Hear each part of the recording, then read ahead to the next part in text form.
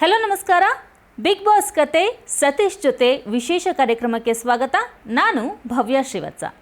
ವಿಶ್ವದ number 1 celebrity dog breeder ಆಗಿರುವಂತಹ ಸತೀಶ್ ಕ್ಯಾಡಂಬಮ್ ಅವರು 3 ವಾರಕ್ಕೆ ಬಿಗ್ ಬಾಸ್ ಜರ್ನಿಯನ್ನು ಮುಗಿಸಿ ಅನ್ಎಕ್ಸ್ಪೆಕ್ಟೆಡ್ ಆಗಿ ಬಿಗ್ ಬಾಸ್ ಮನೆಯಿಂದ ಹೊರಗಡೆ ಬಂದಿದ್ದಾರೆ. ಈಗ ಅವರು ನಮ್ಮ ಗ್ಯಾರಂಟಿ ನ್ಯೂಸ್ ಜೊತೆ ಇದ್ದಾರೆ. ಬನ್ನಿ ಅವರನ್ನ ಕಾರ್ಯಕ್ರಮಕ್ಕೆ ವೆಲ್ಕಮ್ ಮಾಡೋಣ. ಹಲೋ ಸರ್, ನಮಸ್ತೆ. Welcome to the show. ಹೇಗಿದ್ದೀರಾ ಸರ್? ಚೆನ್ನಾಗಿದ್ದೀನಿ, ನೀವು ಹೇಗಿದ್ದೀರಾ? ನಾನು ಚೆನ್ನಾಗಿದ್ದೀನಿ. ಮೊದಲನೇ ಪ್ರಶ್ನೆ ಸರ್ ನಂದೇನೆಂದರೆ, ಎಕ್ಸ್ಪೆಕ್ಟ್ ದ ಅನ್ಎಕ್ಸ್ಪೆಕ್ಟೆಡ್ ಅನ್ನೋ ಥೀಮು ನಿಮಗೆ ನಿಜಕ್ಕೂ ಶಾಕ್ ಆಯಿತಾ? ಶಾಕಿಂಗ್ ಆಗಿತ್ತಾ? 100% ಶಾಕ್ ಆಯಿತು. ಯಾಕಂದರೆ ಒಳಗಡೆ ನಾವು ಯಾರು ಗೆಲ್ತಾರೆ ಅನ್ನೋರು ಸೋಲ್ತಾಯಿದ್ರು, ಸೋಲ್ತಾರೆ ಅನ್ನೋರು ಗೆಲ್ತಾಯಿದ್ರು. ಅದೇ ಥರ ಅದು ಎಫೆಕ್ಟು ನನಗೆ ಆಯಿತು ಅಂತ ಅನಿಸುತ್ತೆ. ಯಾಕಂದರೆ ನಾನು ಇಲ್ಲಿ ಸೋತ್ರೇನೆ ಗೆಲ್ಲೋದು. ಯಾಕಂದರೆ ನಮಗೊಂದು ಟಾಸ್ಕ್ ಕೊಟ್ಟಿರ್ತಾರೆ, ನೀವು ಸೋತ್ರೆ ನೀವು ಗೆಲ್ತೀರಾ ಅಂತ. ನಾನು ಫುಲ್ ಥೀಮೇ ಹಂಗೆ ಇರುತ್ತೆ ಅಂತ ನಾನು ಅಂದ್ಕೊಂಡೆ. ಆದರೆ ಎಲ್ಲ ಒಂದು ಗುಂಪುಗಾರಿಕೆ ಮಾಡಿ ನನ್ನೇ ಆಚೆ ಹಾಕ್ಬಿಟ್ರು. ಅದರಿಂದ ನನಗೇನು ಬೇಜಾರೇನಿಲ್ಲ. ಅಂದರೆ ನಾನು ಇನ್ನೂ ಸ್ವಲ್ಪ ದಿನ ಇರಬೇಕಾಗಿತ್ತು ಅನ್ನೋದೊಂದು ಫೀಲ್ ಇದೆ. ಯಾಕಂದರೆ ನಾನು 1 ವೀಕ್ ನೀವೇ ನೋಡಿರಂಗೆ ತುಂಬ ಲವಲವಿಕೆಯಿಂದ ಇದ್ದೆ. ಆದರೆ ಇವರೆಲ್ಲ ಒಂದು ತುಂಬ ಹೈಯಲ್ಲಿದ್ದೆ. ಆಮೇಲೆ ಇವರೆಲ್ಲ ಸೇರ್ಕೊಂಡು ನನ್ನ ಮಾತಾಡ್ಸೋದು ಬಿಡೋದು, ಆಮೇಲೆ ಏನಾರ ಅಂದರೆ ಕಿಂಡಲ್ ಮಾತಾಡೋದು ಅಂತ ತುಳಿಯಕ್ಕೆ ನೋಡೋ ಥರ. ಆಮೇಲೆ ಚಂದ್ರಪ್ರಭಾ ಅವರು ಜೊತೆಲಿ ಇದ್ಕೊಂಡೇ ನನ್ನ ಕಾಮಿಡಿ ಮಾಡೋಣ ಅಂತ ಕೊನೆಗೆ ನನ್ನೇ ವಿಲನ್ ಮಾಡಿಬಿಟ್ರು. ಅದು ನನಗೆ ಲಾಸ್ಟ್ವರೆಗೂ ಅರ್ಥ ಆಗಿಲ್ಲ. ಲಾಸ್ಟಲ್ಲಿ ಅರ್ಥ ಆಯಿತು, ಇವ್ರು ಹೈಪ್ ಆಗಿ ನನ್ನ ಆಚೆ ಕಡೆ ಜನ ಚೀಪಾಗಿ ನೋಡೋ ಥರ ಮಾಡ್ತಾಯಿದ್ದಾರೆ ಅಂತ. ಆವಾಗ ನಾನು ತಿರುಗಿ ಬೀಳ್ತೀನಿ. ಆವಾಗ ಇದೆಲ್ಲ ಡ್ರಾಮಾ ಅಂತ. ಯಾಕಂದರೆ ನಾವು ದಿನ ನೈಟ್ ಮಾತಾಡ್ಕೊಳ್ತಾ ಇದ್ವಿ, ನೀವು ಮೇಕಪ್ ಮಾಡೋಂಗೆ ಲೇಟ್ ಮಾಡಿ ನಾನು ಅಯ್ಯಯ್ಯೋ ಅಂತ ತಲೆ ಕೆರ್ಕೊತೀನಿ, ಒದ್ದಾಡ್ತೀನಿ, ಅವಾಗ ಅದೊಂದು ಕಂಟೆಂಟ್ ಆಗುತ್ತೆ ಅಂತ ನಾನು ಅದನ್ನು ತಮಾಷೆ ಥರ ಅವ್ರಿಗೆ ಸಪೋರ್ಟ್ ಮಾಡ್ತಾಯಿದ್ದೆ. ಇದೇನಾಗೋಯ್ತು, ಇದನ್ನೇ ಬೇಳೆ ಬೇಯಿಸ್ಕೊಂಡು ಒಂದಿನ ರಿಯಲಾಗಿ ನಾನು ಸ್ನಾನದಲ್ಲಿದ್ದಾಗ ನನಗೆ ಕೇಳದೆ ಹೋಗ್ಬಿಟ್ಟು ಗ್ಲಾಸ್ ಎಲ್ಲ ಹೊಡೆದು ತುಂಬ ರಂಪ ಮಾಡಿ ಅಲ್ಲಿ ಏನೋ ಮಾಡಿರ್ತಾರೆ, ನನಗೇನು ಗೊತ್ತಿರಲ್ಲ. ಆದರೆ ಗುಂಪಲ್ಲಿ ಅಷ್ಟು ಜನ ಬಂದು ಅಟ್ಯಾಕ್ ಮಾಡಿದಾಗ ಅನಿಸುತ್ತೆ ಇವರು ಪೋರ್ಟ್ರೈಟು ಅವ್ರು ಒಳ್ಳೆಯವರಾಗಿ ನನ್ನ ಕೆಟ್ಟವ್ರು ಮಾಡಿದ್ದಾರೆ ಅಂತ. ಅವಾಗ ನಾನು ಜಗಳ ಆಡೋಷ್ಟು ಆಡ್ತೀನಿ, ಅವ್ರಿಗೂ ಬೈತೀನಿ, ಎಲ್ಲ ಮಾಡ್ತೀನಿ. ಆಮೇಲೆ ಅವ್ರು ನಾನು ಕಟ್ಕೊಳ್ಳಲ್ಲ ಮಾಡಲ್ಲ ಅಂತ ನೆಲದಲ್ಲಿ ಕೂತ್ಕೊಳ್ತಾರೆ. ನನಗೆ ಅವಾಗ ಓವರ್ ಸಿಟ್ಟು ಬಂದ್ಬಿಡುತ್ತೆ. ಅಂದ್ರೆ ಅಲ್ಲಿವರೆಗೂ ತಮಾಷೆಗೆ ನಾವು ಮಾತಾಡ್ಕೊಂಡಿದ್ದು ಮಾಡ್ತಾ ಇದ್ದಾರೆ ಅಂತಾನೆ ಅನ್ಕೊಂಡಿದ್ದೆ. ಮೊದಲನೇ ಬಾರಿ ನಿಮ್ಮ ಸಿಟ್ಟನ್ನ ತೋರಿಸಿದ್ದೆ ಅವಾಗ ನಿಮ್ಮ ಸ್ಕ್ರೀನ್ ಮೇಲೆ. ಇಲ್ಲ, ಅದಕ್ಕಿಂತ ಮುಂಚೆ ಫಸ್ಟ್ ವೀಕಲ್ಲೇ ಒಂದು ಜಗಳ ಆಗುತ್ತೆ. ಅದೇನಂದ್ರೆ ಮನೆ ನೀಟ್ನೆಸ್ ಬಗ್ಗೆ. ಅದು ಹಾಕಿದಾರೋ ಏನೋ ಗೊತ್ತಿಲ್ಲ, ನಾನು ಇನ್ನೂ ನೋಡೋಕ್ಕಾಗಿಲ್ಲ, ಲೇಟ್ ನೈಟ್ ಬಂದಿರೋದ್ರಿಂದ. ಆವಾಗ ಏನಾಯಿತು ಅಂದರೆ, ಮನೆಗೆ ಎಲ್ಲರಿಗೂ ಒಂದೊಂದು ಕೆಲಸ ಜವಾಬ್ದಾರಿಯಾಗಿ ಕೊಟ್ಟಿರ್ತಾರೆ. ಆದರೆ ನಂದು ಕೆಲಸ ಏನಿದೆ ಅದು ಅಚ್ಚುಕಟ್ಟಾಗಿ ಒಂದು ಲೇಡೀಸ್ ಆಗಲಿ ಯಾರು ಮಾಡದೇ ಇರೋಷ್ಟು ಲೆವೆಲ್ಗೆ ಕ್ಲೀನಾಗಿ ಟಾಯ್ಲೆಟ್ ಆಗಿರ್ಬೋದು, ಕಿಚನ್ ಆಗಿರ್ಬೋದು, ಕಿಚನ್ದು ಸ್ಟವ್ ಆಗಿರ್ಬೋದು ಎಲ್ಲ ಅಷ್ಟು ನೀಟಾಗಿ ಮಾಡ್ತಾ ಇರ್ತೀನಿ.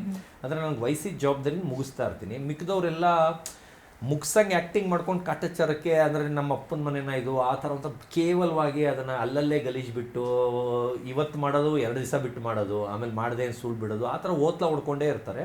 ಅದರಲ್ಲಿ ಅಭಿಷೇಕ್ ಒಂದು ಏನು ಮಾಡ್ತಾನೆ, ಅಲ್ಲೊಂದು ಲೋಟ ಯಾರೋ ಬಿಟ್ಟಿರ್ತಾರೆ, ಅದನ್ನು ಕಾಫಿ ಲೋಟ ಬೇರೆಯವ್ರಿಗೆ ಹೇಳೋ ಬದಲು ಅವರೇ ಎತ್ಕೊಬಂದು ತೊಳೆದಿದ್ರೆ ಅವ್ರದ್ದೇನು ಗಂಟು ಹೋಗ್ತಿರ್ಲಿಲ್ಲ. ಯಾಕಂದ್ರೆ ನಾವು ಸೇವಕರು. ಅವ್ರೇನು ಮಾಡ್ತಾರೆ, ಅದನ್ನ ಹೈಲೈಟ್ ಮಾಡೋ ಥರ ಕೈಯೆಲ್ಲ ಎತ್ಕೊಂಡು ಅಂತ ಬಿಲ್ಡಪ್ ಥರ ಮಾಡ್ತಾರ. ನನಗೆ ಅಳು ಬಂದ್ಬಿಡುತ್ತೆ, ಸಿಟ್ಟು ಬಂದು ನಾನು ಬೈತೀನಿ. ಸೇವಕರು ಎಲ್ಲ ಸೇವಕರೇ, ನೀವು ಮಾಡಿದ್ರು ನನ್ನ ಕೆಲಸ, ನಾನು ಮಾಡಿದ್ರು ನಿಮ್ಮ ಕೆಲಸ, ಏನು ಯಾರ್ದು ಡೌನ್ ಆಗಲ್ಲ. ಆ ಥರ ಅವರಿಂದ ಯಾಕೆ ಮಾಡಿಲ್ಲ ಅಂತ ಅನ್ನಿಸ್ಕೋಬೇಕು. ಹಂಗೆ ಹೇಳೋ ಬದಲು ನೀನೇ ಮಾಡ್ಬೋದಿತ್ತಲ್ಲ ಅಂತ ಕಿರ್ಚ್ಕೊಂಡು ಹೇಳ್ತೀನಿ. ನಾನೇ ಎತ್ಕೊಂಡು ಹೋಗಿ ಅದನ್ನು ವಾಶ್ ಮಾಡ್ತೀನಿ. ಅವಾಗ ಅದೇನೋ ಒಂಥರ ಫೀಲ್ ಆಗಿಬಿಡುತ್ತೆ, ಯಾಕೆ ಇವರು ನಿಯತ್ತಾಗಿ ಅವ್ರು ಹೇಳಿದ ಕೆಲಸ ಮಾಡ್ತಾ ಇಲ್ಲ ಅನ್ನೋದಕ್ಕೆ ಅಳು ಬಂದ್ಬಿಡುತ್ತೆ. ಆಮೇಲೆ ಎಲ್ಲರೂ ಸೇರಿ ನನಗೆ ಕ್ಲಾಪ್ಸ್ ತರ್ತಾರೆ, ಅದು ಇನ್ನೂ ಅಳು ಬಂದ್ಬಿಡುತ್ತೆ. ಅದು ಪ್ಲೇ ಆಗಿದೆಯೋ ಅನ್ನೋ ಗೊತ್ತಿಲ್ಲ, ಅದು ಒಳಗೆ ನಡೆದಿದ್ದು. ಅದು ಫಸ್ಟ್ ಜಗಳ ಅಂದರೆ ನಾನು ಹೇಳಿದ ಕೆಲಸ ಯಾಕೆ 2 ಸಲ ಹೇಳಿಸ್ಕೊಳಂಗೆ ಮಾಡ್ತೀರಾ, 1 ಸಲಿಗೆ ಮಾಡೋಕ್ಕೆ ಏನು ನಿಮಗೆ ಅನ್ನೋದು ಹೇಳ್ಬೇಕಾದ್ರೆ ಅಳು ಬಂದ್ಬಿಡುತ್ತೆ. ಅದನ್ನ ಕಿರ್ಚ್ಕೊಂಡು ಹೇಳ್ತೀನಿ. ಅದು ಫಸ್ಟ್ ಕಿರ್ಚಿರಬಹುದು. ನಾನು ಯಾವುದು ಕೆದಕ್ಕೊಂಡು ಹೋಗಿರೋ ಜಗಳ ಅಲ್ಲವೇ ಇಲ್ಲ. ನಾನು ಸ್ನಾನದಿಂದ ಬರ್ತೀನಿ, ಅದನ್ನು ಇವರು ಪ್ರೀ ಪ್ಲ್ಯಾನ್ಡ್ದು ನಾವು ಹಿಂದಿನ ದಿವಸ ಹೋಟ್ಲಲ್ಲಿ ಮಾತಾಡ್ಕೊಂಡಿರ್ತೀವಿ, ಅದ್ರ ಬಗ್ಗೆ ಅದು ಇದಾಗಿರುತ್ತೆ. ಇವರು ಅದನ್ನೇ ಪ್ರಮೋಷನ್ ಮಾಡ್ಕೊಂಡು ನನ್ನ ರಿಯಲ್ಲಾಗಿ ವಿಲನ್ ಮಾಡಿ ನನ್ನ ತುಳಿಯಕ್ಕೆ ನೋಡ್ತಾ ಇದ್ದಾರೆ ಅನ್ನೋದು ಅಲ್ಲಿವರೆಗೂ ನನಗೆ ಗೊತ್ತಾಗಿರಲ್ಲ. ಆಮೇಲೆ ನಾನು ಉಲ್ಟಾ ತಿರುಗ್ತೀನಿ. ಆಮೇಲೆ ಕಟ್ ಮಾಡೋ ದಿವಸ ನಡ್ಕೊಂಡು ಹೋಗ್ಬೇಕಾದ್ರೆ ಹೇಳ್ತೀನಿ, ಸರ್ ನಮ್ಮ ಮನದಾಳಲ್ಲಿ ಮಾತಾಡ್ತೀನಿ, ಅದು ನನ್ನ ಇಷ್ಟ, ನೀವು ಏನಾರೋ ಅಂದ್ಕೊಳ್ಳಿ, ಆದರೆ ನೀವು ನನ್ನ ಬಗ್ಗೆ ಏನು ಬೇಕಾದ್ರೂ ಹೇಳ್ಕೊಳ್ಳಿ, ಅದು ನಿಮ್ಮ ಇಷ್ಟ ಅಂತ. ಇವರು ಅಲ್ಲೂ ಕಣ್ಣೀರು ಹಾಕಿ ಡ್ರಾಮಾ ಮಾಡ್ತಾರೆ. ಆದರೆ ಕಣ್ಣೀರು ಅದು ಹೆಂಗೆ ಬರುತ್ತೆ ಅನ್ನೋದೇ ನನಗೆ ಗೊತ್ತಿಲ್ಲ. ಚಿಕ್ಕ ವಿಷಯಕ್ಕೆ ಅದು ಹೆಂಗೆ ಬರುತ್ತೆ ಅನ್ನೋದೇ ಗೊತ್ತಿಲ್ಲ. ನಾನು ಅಷ್ಟು ಕೂಲಾಗಿ ತೊಗೊಳ್ತೀನಿ. ನಿಂದು ಹೇಳು, ನನಗೆ ಬೈಯಿ, ನನಗೇನು ಅನಿಸಲ್ಲ. ಆಮೇಲೆ ನೀನು ಒಡಿ ಬಡಿ ನಂಗೆ ಅಳು ಬರಲ್ಲ, ಆದ್ರೆ ಅವರು ಮಾತೆತ್ರ ಹಿಂಗಂದ್ರೆ ಅಳು ಅಂದ್ರೆ ಟುಯ್ ಅಂತ ನೀರು ಬರೆಸ್ತಾರೆ, ಆ ಕೆಪಾಸಿಟಿ ಅವ್ರಿಗಿದೆ. ಅವ್ರು ಅನ್ಕೊಂಡ್ಬಿಟ್ಟಿದ್ದಾರೆ ಜನ ಸಿಂಪತಿ ಕ್ರಿಯೇಟ್ ಮಾಡಿದ್ರೆ ಇದಾಗುತ್ತೆ ಆ ತರ ಅನ್ಕೊಂಡು ನನ್ನ ವಿಲನ್ನೇ ಮಾಡ್ಬಿಟ್ಟಿದ್ರು ಓಲ್ ಮನೆಯಲ್ಲಿ. ಆಮೇಲೆ ಯಾವಾಗ ನಾನು ಒಳಗಡೆ ಹೋಗಿ ಹೇಳ್ದೆ, ಕಾಕ್ರೋಚ್ ಸುದ್ದಿ ಅವರು ಒಬ್ಬರೇ ನಂಬ್ಬಿಟ್ಟು ನಾನು ನಿನ್ನ ನಂಬ್ತೀನಿ, ನೀನು ಹೇಳಿದ್ರಲ್ಲಿ ನಿಜ ಇತ್ತು, ಹೇಳೋದ್ರಲ್ಲೇನೆ ಒಂದು ಕಾನ್ಫಿಡೆಂಟ್ ಇತ್ತು ಅಂತ ಕಾಕ್ರೋಚ್ ಸುದ್ದಿ ಒಬ್ಬರೇ ಹೋಗ್ತಾರೆ. ಮಿಕ್ದವರೆಲ್ಲ ಸುಮ್ನೆ ಕಣ್ಣೀರು ಬರುತ್ತಾ, ಸುಮ್ನೆ ಕಣ್ಣೀರು ಬರೋದು ಅವ್ರಿಗೆ ಹವ್ಯಾಸ ಇದೆ. ಈಗ ಅಪ್ಪ ಅಮ್ಮ ಅಂತಾರೆ, ತಂಗಿ ಅಕ್ಕ ಅಂದ್ರೆ ಉಯ್ ಅಂತಾರೆ, ಆದ್ರೆ ಅಷ್ಟು ಬೇಗ ಹೆಂಗಳು ಬರುತ್ತೆ ಅನ್ನೋದೇ ನನಗೆ ಗೊತ್ತಿಲ್ಲ. ಓಕೆ ಸರ್, 25 ಲಕ್ಷ ರೂಪಾಯಿ ನೀವು ಶಾಪಿಂಗ್ ಮಾಡಿದ್ದೆ ಅಂತ ಹೇಳಿದ್ರಿ ಸ್ಟೇಜ್ ಮೇಲೆ. 25 ಲಕ್ಷ ರೂಪಾಯಿ ಶಾಪಿಂಗ್ ಮಾಡಿ ಹೋದವರು 25 ದಿನ ಕೂಡ ಇರ್ಲಿಕ್ಕೆ ಆಗ್ಲಿಲ್ಲ, ತುಂಬಾ ಅನ್ಎಕ್ಸ್ಪೆಕ್ಟೆಡ್ ಆಗಿ ಬಂದ್ರು. ಇದನ್ನ ಊಹಿಸಿದ್ರ ಆ ಮನೆ ಒಳಗಡೆ ಸತೀಶ್? ಇಲ್ಲ, ಇಲ್ಲಿ ಏನಾಗೋಗಿದೆ ಅಂದ್ರೆ ಅಲ್ಲಿ ಆಕ್ಟರ್ಸ್ ಗ್ಯಾಂಗ್, ಸೀರಿಯಲ್ ಆಕ್ಟರ್ಸ್ ಎಲ್ಲ ಒಂದ್ ಗ್ಯಾಂಗು. ನಾನು ಡಾಗ್ ಇಂದ ಹೆಸರು ಮಾಡ್ಕೊಂಡ್ಬಂದವನ್ನ ಒಂಥರ ಚೀಪ್ ಆಗಿ ನೋಡ್ತಾ ಇದ್ರು. ಅವಳು ಇನ್ನೊಬ್ಳು ಹರ್ಷಿತಾ ಅಂತ, ಪಾಪ ಅವಳು ರಕ್ಷಿತಾ ಅಂತ ಬಂದವಳನ್ನ ಒಂಥರ ನೋಡ್ತಾ ಇದ್ರು, ಮಲ್ಲಮ್ಮನ್ ಒಂಥರ ನೋಡ್ತಾ ಇದ್ರು. ಇವ್ರಿಗೆ ಏನಂದ್ರೆ ಅವ್ರಗಳಿಗೆ ಮಾತ್ರ ತಲೆ ಮೇಲೆ 2 ಕೊಂಬಿದ್ದಂಗೆ ನಾವೆಲ್ಲ ಚೀಪ್ ತರ ದೇವನಿಂದ ತುಳಿಯಕ್ ನೋಡ್ತಾ ಇದ್ರು ನನ್ನನ್ನ. ಆಮೇಲೆ ಹರ್ಷಿತಾ ಬಂದ್ಮೇಲೆ ಹರ್ಷಿತನ್ ತುಳಿಯಕ್ ನೋಡಿದ್ರು. ಅಂದ್ರೆ ಒಂಥರ ಕಂಡಮ್ ತರ, ನಾವು ಏನಾರು ನಕ್ಕೊಂಡು ಹೇಳಕ್ ಹೋದ್ರೆ ಅಲ್ಲೇ ಸ್ಟಾಪ್ ಮಾಡಿಸೋದು, ಅದನ್ನ ಕಂಡಲ್ ತರ ಮಾತಾಡೋದು, ನಮ್ಗೆ ಅವಮಾನ ತರ ಮಾಡೋದು, ನಾವು ಮುಂದಕ್ಕೆ ಮಾತಾಡಕ್ಕೆ ಆಗಲ್ಲ. ಆ ತರ 1 ವೀಕಲ್ಲಿ ನನ್ನ ಫುಲ್ ಝೀರೋ ಮಾಡ್ಬಿಟ್ರು. ಆದ್ರೆ ಬರೀ ಯೋಚನೆ ಆಗೋಯ್ತು. ಅಂದ್ರೆ ಇವಾಗ ಏನ್ ಮಾತಾಡೋದು ತಪ್ಪು, ಇವರು ಎಲ್ಲದಕ್ಕೂ ಹಿಂಗಂದ್ರೆ ಆಚೆ ನೋಡಿದವ್ರು ಏನ್ ಅನ್ಕೊಳ್ತಾರೆ, ಸುಳ್ಳು ತರ. ಆಮೇಲೆ ಏನೇನೋ ಕೆಟ್ಟದಾಗಿ ಡಾಕ್ ಸತೀಶ್ ಅಂತ ಚೀಪಾಗಿ ಮಾತಾಡೋದು ಒಂಥರ. ಆಮೇಲೆ ಅವ್ರವರೇ ಗ್ರೂಪ್ ಆಗ್ಬಿಟ್ಟು ಫಸ್ಟ್ ವೀಕಲ್ಲಿ ನನ್ನ ಯಾರು ನಾಮಿನೇಟ್ ಮಾಡಲ್ಲ. ಕಾರಣ ಏನಂದ್ರೆ ಅಷ್ಟು ಚೆನ್ನಾಗಿರ್ತೀನಿ ನಾನು. ಅಂದ್ರೆ ಒಂದ್ ಮನೆ ಮೇಂಟೆನೆನ್ಸ್ ಆಗ್ಲಿ ಎಲ್ಲಾರ ಜೊತೆ ಹೊಂದ್ಕೊಂಡು ಅಷ್ಟು ಚೆನ್ನಾಗಿರ್ತೀನಿ, ಯಾಕಂದ್ರೆ ತಗ್ಗಿ ಬಗ್ಗಿ ಇರ್ತೀನಿ. ಅದು ನಮ್ಮ ಅಪ್ಪ ಅಮ್ಮ ಹೇಳ್ಕೊಟ್ಟಿರೋ ಕಲ್ಚರ್. ನಾನು ಬೇರೆಯವ್ರ ಮನೆ ಆಗ್ಲಿ, ನಮ್ಮ ಮನೆ ಆಗ್ಲಿ, ಬಿಗ್ ಬಾಸ್ ಮನೆ ಆಗ್ಲಿ ನನ್ನ ಮನೆ ತರ ಟ್ರೀಟ್ ಮಾಡ್ತೀನಿ. ತುಂಬಾ ಕ್ಲೀನ್ ಆಗಿದೆ, ನೀಟ್ ಆಗಿದೆ, ತುಂಬಾ ಡೀಸೆಂಟ್ ಆಗಿದೆ. ನೀವೇ ಯಾವುದೇ ಜಗಳಕ್ಕೂ ಕೂಡ ಹೋಗ್ಲಿಲ್ಲ, ನಾವು ನೋಡಿದ್ವಿ ಸರ್ 3 ವಾರ. ಹೋಗೋನು ಅಲ್ಲ, ಜಗಳಕ್ಕೆ ಅದೇ ಮೈನಸ್ ಆಯ್ತಾ ಅಂತ. ಅಂದ್ರೆ ನೀವು ಮಾತಾಡಿಲ್ದೆ ಇದ್ದಿದ್ದೇನೆ, ನಿಮ್ಮ ಒಂದು ಭಾವನೆಗಳನ್ನ ನೀವು ಅಲ್ಲಿ ಎಕ್ಸ್ಪ್ರೆಸ್ ಮಾಡದೇ ಇದ್ದೇನೆ ನೀವು ಈ ತರ ಹೊರಗಡೆ ಬರ್ಲಿಕ್ಕೆ ಕಾರಣ ಆಯ್ತಾ? ಇಲ್ಲ, ಅದು ಕಾರಣ ಅಲ್ವೇ ಇಲ್ಲ. ಇದು ಗ್ರೂಪ್ ಮಾಡ್ಕೊಂಡು ಮಂಜು ಭಾಷಿಣಿ ಅವರು ಎಲ್ಲಾರನ್ನೂ ಗುಡ್ಡೆ ಹಾಕೊಂಡು ಫಸ್ಟ್ ಬಂದು ನನಗೆ ಕೇಳ್ತಾರೆ, ಎಲ್ಲಾರ್ದು ನಾಮಿನಿ ಆಯಿತು, ನಿಮ್ಗೆ ಯಾರು ನಾಮಿನಿ ಮಾಡ್ತಾ ಇಲ್ಲ ಅಂದ್ರೆ ನಾನು ಅಂತ ಕೆಟ್ಟ ಕೆಲಸ ಮಾಡಿಲ್ಲ, ಅದಕ್ಕೆ ನನ್ನ ಮಾಡಿಲ್ಲ ಅಂದೆ. ಈ ಸಲ ನಿಮ್ಮನ್ನೇ ಮಾಡ್ತೀವಿ ಅಂದ್ರು, ದಯವಿಟ್ಟು ನನ್ನೇ ಮಾಡಿ ಮೇಡಮ್, ಸೋತವರೇ ಗೆದ್ದವರು, ನನ್ನೇ ಮಾಡಿ ಮೇಡಮ್, ನನ್ನ ಸೋಲ್ಸಿ ನಾನು ಗೆಲ್ತೀನಿ. ಆ ಥರ ರೇಗಿಸ್ದೆ, ಅಂದರೆ ಮಾಡಬಾರ್ದು ಅಂತ. ಅಂದರೆ ಹಂಗೆ ಅಂದ್ಬಿಟ್ರೆ ಸೋತ್ರೇನೆ ಗೆಲ್ಲದೇನೋ, ಬಿಗ್ ಬಾಸ್ ಒಳಗೆ ಕರೆದಾಗ ಹೇಳಿದಾರೇನೋ ಅಂತ ಅವ್ರ ಮೈಂಡಿಗೆ ಬರಲಿ ಅಂತ ನಾನು ಸೋತವರೇ ಗೆದ್ದಿದ್ದು, ನನ್ನೇ ಕಳಪೆ ಕೊಡಿ, ನನ್ನೇ ನಾಮಿನಿ ಮಾಡಿ ಪ್ಲೀಸ್ ಪ್ಲೀಸ್ ಪ್ಲೀಸ್ ಪ್ಲೀಸ್ ಅಂತ ಅವ್ರ ಸ್ಟೈಲಲ್ಲೇ ಬೇಡ್ಕೊಂಡೆ. ಅವ್ರೇನು ಮಾಡ್ತಾರೆ, ನನ್ನ ಮುಂದೆ ಬಂದು ನಿನ್ನೆ ಮಾಡೋದು ಥರ ಮಾತಾಡಿ ಹೋಗ್ತಾರೆ. ನಾನು ಹಾಲಲ್ಲಿ ಕೂತಿರ್ತೀನಿ ಡೈನಿಂಗ್ ಹತ್ರ, ಅವ್ರು ಅಲ್ಲಿ ಮಾತಾಡ್ತಿರ್ತಾರೆ. ಒಬ್ಬೊಬ್ಬರನ್ನು ಕರೆದು ಎಲ್ಲರಿಗೂ ಹೇಳ್ಕೊಡ್ತಾರೆ, ನೆಕ್ಸ್ಟ್ ವೀಕು ಸತೀಶ್ನೇ ತಂಗಡಿ ಮಾಡಿಸ್ಬೇಕು, ಅದು ನಾಮಿನಿ ಮಾಡಬೇಕು ಅಂತ ಅವರು ಪ್ಲಾನ್ ಮಾಡ್ಕೊಳ್ತಾರೆ. ಅದರಿಂದ ಸ್ಪಂದನ ನನ್ನ ಜೊತೆ ಅಷ್ಟು ಚೆನ್ನಾಗಿದ್ಲು, ನಂದು ಅವ್ರದ್ದು ಏನೂ ಇಲ್ಲ. ಅವಳನ್ನೂ ಬ್ರೈನ್ ವಾಶ್ ಮಾಡಿ ಅವಳು ನನ್ನ ಫೋಟೋ ಇಡಂಗೆ ಮಾಡಿದ್ರು. ಅಂದರೆ ಒಂದು ಗ್ರೂಪ್ ಮಾಡ್ಕೊಂಡ್ಬಿಟ್ರು, ಸೀರಿಯಲ್ ಆಕ್ಟರ್ಸ್ ಎಲ್ಲ ಒಂದು ಗ್ರೂಪು. ಅವ್ರು ಬಂದು ಎಲ್ಲ ನಂದೇ ಇಟ್ರು. ನನಗೆ ಮುಂಚೆನೇ ಗೊತ್ತಾಗಿತ್ತು ಈ ವೀಕ್ ನನ್ನ ಎತ್ತಂಗಡಿ ಮಾಡಿಸ್ತಾರೆ ಅಂತ. ಎಕ್ಸ್ಪೆಕ್ಟ್ ಮಾಡಿದ್ದೆ, ಈ ವೀಕ್ ಹೋಗ್ತೀನಿ, ನಂದೇ ಜಾಸ್ತಿ ಬರೋದು ಅಂತ ಎಕ್ಸ್ಪೆಕ್ಟ್ ಮಾಡಿದ್ದೆ. ಆದ್ರೆ ರಾತ್ರಿ ನಿದ್ದೆ ಇಲ್ಲದೆ ಬರೀ 1 ಅವರ್ ಮಲಗಿರ್ಲಿಲ್ಲ, ಅದರಿಂದ ಮುಖ ಹಂಗಿತ್ತು. ಆಮೇಲೆ ವಾಯ್ಸು ಹೋಗ್ಬಿಟ್ಟಿತ್ತು ನಂದು. ಅದು ನೋಡಕ್ ಒಳ್ಳೆ ಅಳು ವಾಯ್ಸ್ ತರ ಬಂದಿದೆ. ನೆನ್ನೆ ನೋಡಿದ್ರೆ ಫೀಲಿಂಗ್ ಅಲ್ಲಿ ನನಗೆ ಯಾವ ಫೀಲಿಂಗು ಇಲ್ಲ. ರಾತ್ರಿ ನಿದ್ದೆ ಇರಲಿಲ್ಲ, ನಿದ್ದೆಯಲ್ಲಿ ತಲೆಗೆ ಎಣ್ಣೆ ಹಾಕೊಂಡು ಮಲಗಿಬಿಟ್ಟಿದ್ದೆ, ಅಂದ್ರೆ ಇನ್ನೇನು ಇರಲ್ಲ ಅಂತ ಹಳೆ ಬಟ್ಟೆ ಹಾಕೊಂಡು ಅದರಲ್ಲೇ ಬಂದೆ. ಆಮೇಲೆ ವಾಯ್ಸು ನಿದ್ದೆಗಣ್ಣಲ್ಲಿ ಬರ್ತಾನೆ ಇರಲಿಲ್ಲ, ಅದು ನೋಡಕ್ಕೆ ಯಾರೋ ಫೀಲಿಂಗ್ ಆಗಿ ಹಳ ತರ ಬಂದಿದೆ, ಏನೂ ಆಗಿಲ್ಲ. ಆದ್ರೆ ನಾನು ಎಕ್ಸ್ಪೆಕ್ಟ್ ಮಾಡಿದ್ದೆ ನನ್ನೇ ಕಳಿಸ್ತಾರೆ ಅಂತ. ಓಕೆ ಸರ್, ನೀವು ಸ್ಟೇಜ್ ಮೇಲೂ ಹೇಳಿದ್ರಿ ಸುದೀಪ್ ಸರ್ ಮುಂದೆ, ನಾನು ಬಿಗ್ ಬಾಸ್ಗೆ ಬರಬೇಕು ಅಂತಾನೆ 65 ಲಕ್ಷ ಪ್ರಾಜೆಕ್ಟ್ನ ಬಿಟ್ಟು ಬಂದೀನಿ, ಇವತ್ತು ನನಗೆ ಒಂದು 65 ಲಕ್ಷದ್ದು ಒಂದು ಕೆಲಸ ಇತ್ತು ಅಂತ ಹೇಳಿದ್ರಿ. ಬಿಗ್ ಬಾಸ್ ಸುದೀಪ್ ಸರ್ ಹೇಳಿದ್ರು 50 ಲಕ್ಷನೇ ಬರೋದು, ಗೆದ್ರೆ ನೀವು ಯಾಕೆ ಬಂದ್ರಿ ಅಂತ. ನೀವು ಹೇಳಿದ್ದ ಒಂದೇ ಮಾತು, ನಾನು ಬಿಗ್ ಬಾಸ್ಗೆ ಬರಬೇಕು ಅನ್ನೋದು ನನ್ನ ಆಸೆ. ಯಾಕೆ ನಿಮಗೆ ಬಿಗ್ ಬಾಸ್ ಅಂದ್ರೆ ಅಷ್ಟೊಂದು ಆಸೆ? ನೀವು ಫಾಲೋ ಮಾಡ್ತಿದ್ರಾ ಈ ಹಿಂದಿನ ಸೀಸನ್ಸ್? ನಂದೊಂದು ಕೊರಿಯನ್ ಮ್ಯಾಸ್ಟಿಫ್ ಬರ್ತಿದ್ದಂಗೆನೆ ನೀನು ಫೇಮಸ್ ಆಗಿದೆಯಾ, ನೀ ಈ ಸಲ ಕರೀತಾರೆ ನೋಡು, ಸುದೀಪ್ ಸರ್ ಮನೆಯಲ್ಲಿ 1 ಅವರ್ ನಿನ್ನ ಬಗ್ಗೆ ಮೀಟಿಂಗ್ ಇತ್ತು, ಅದ್ರಲ್ಲಿ ಮಾತಾಡ್ತಿದ್ರು ಅಂತ. ಅವ್ರ ಫ್ರೆಂಡ್ಸ್, ನನಗೆ ಸ್ವಲ್ಪ ಫ್ರೆಂಡ್ಸ್ ಇದ್ದಾರೆ, ನಿನ್ನ ಟಾಪಿಕ್ ಅವತ್ತೇ ಬಂದಿತ್ತು ಅಂತ ಅವಾಗಲೇ ಮಾತಾಡ್ತಾ ಇದ್ರು.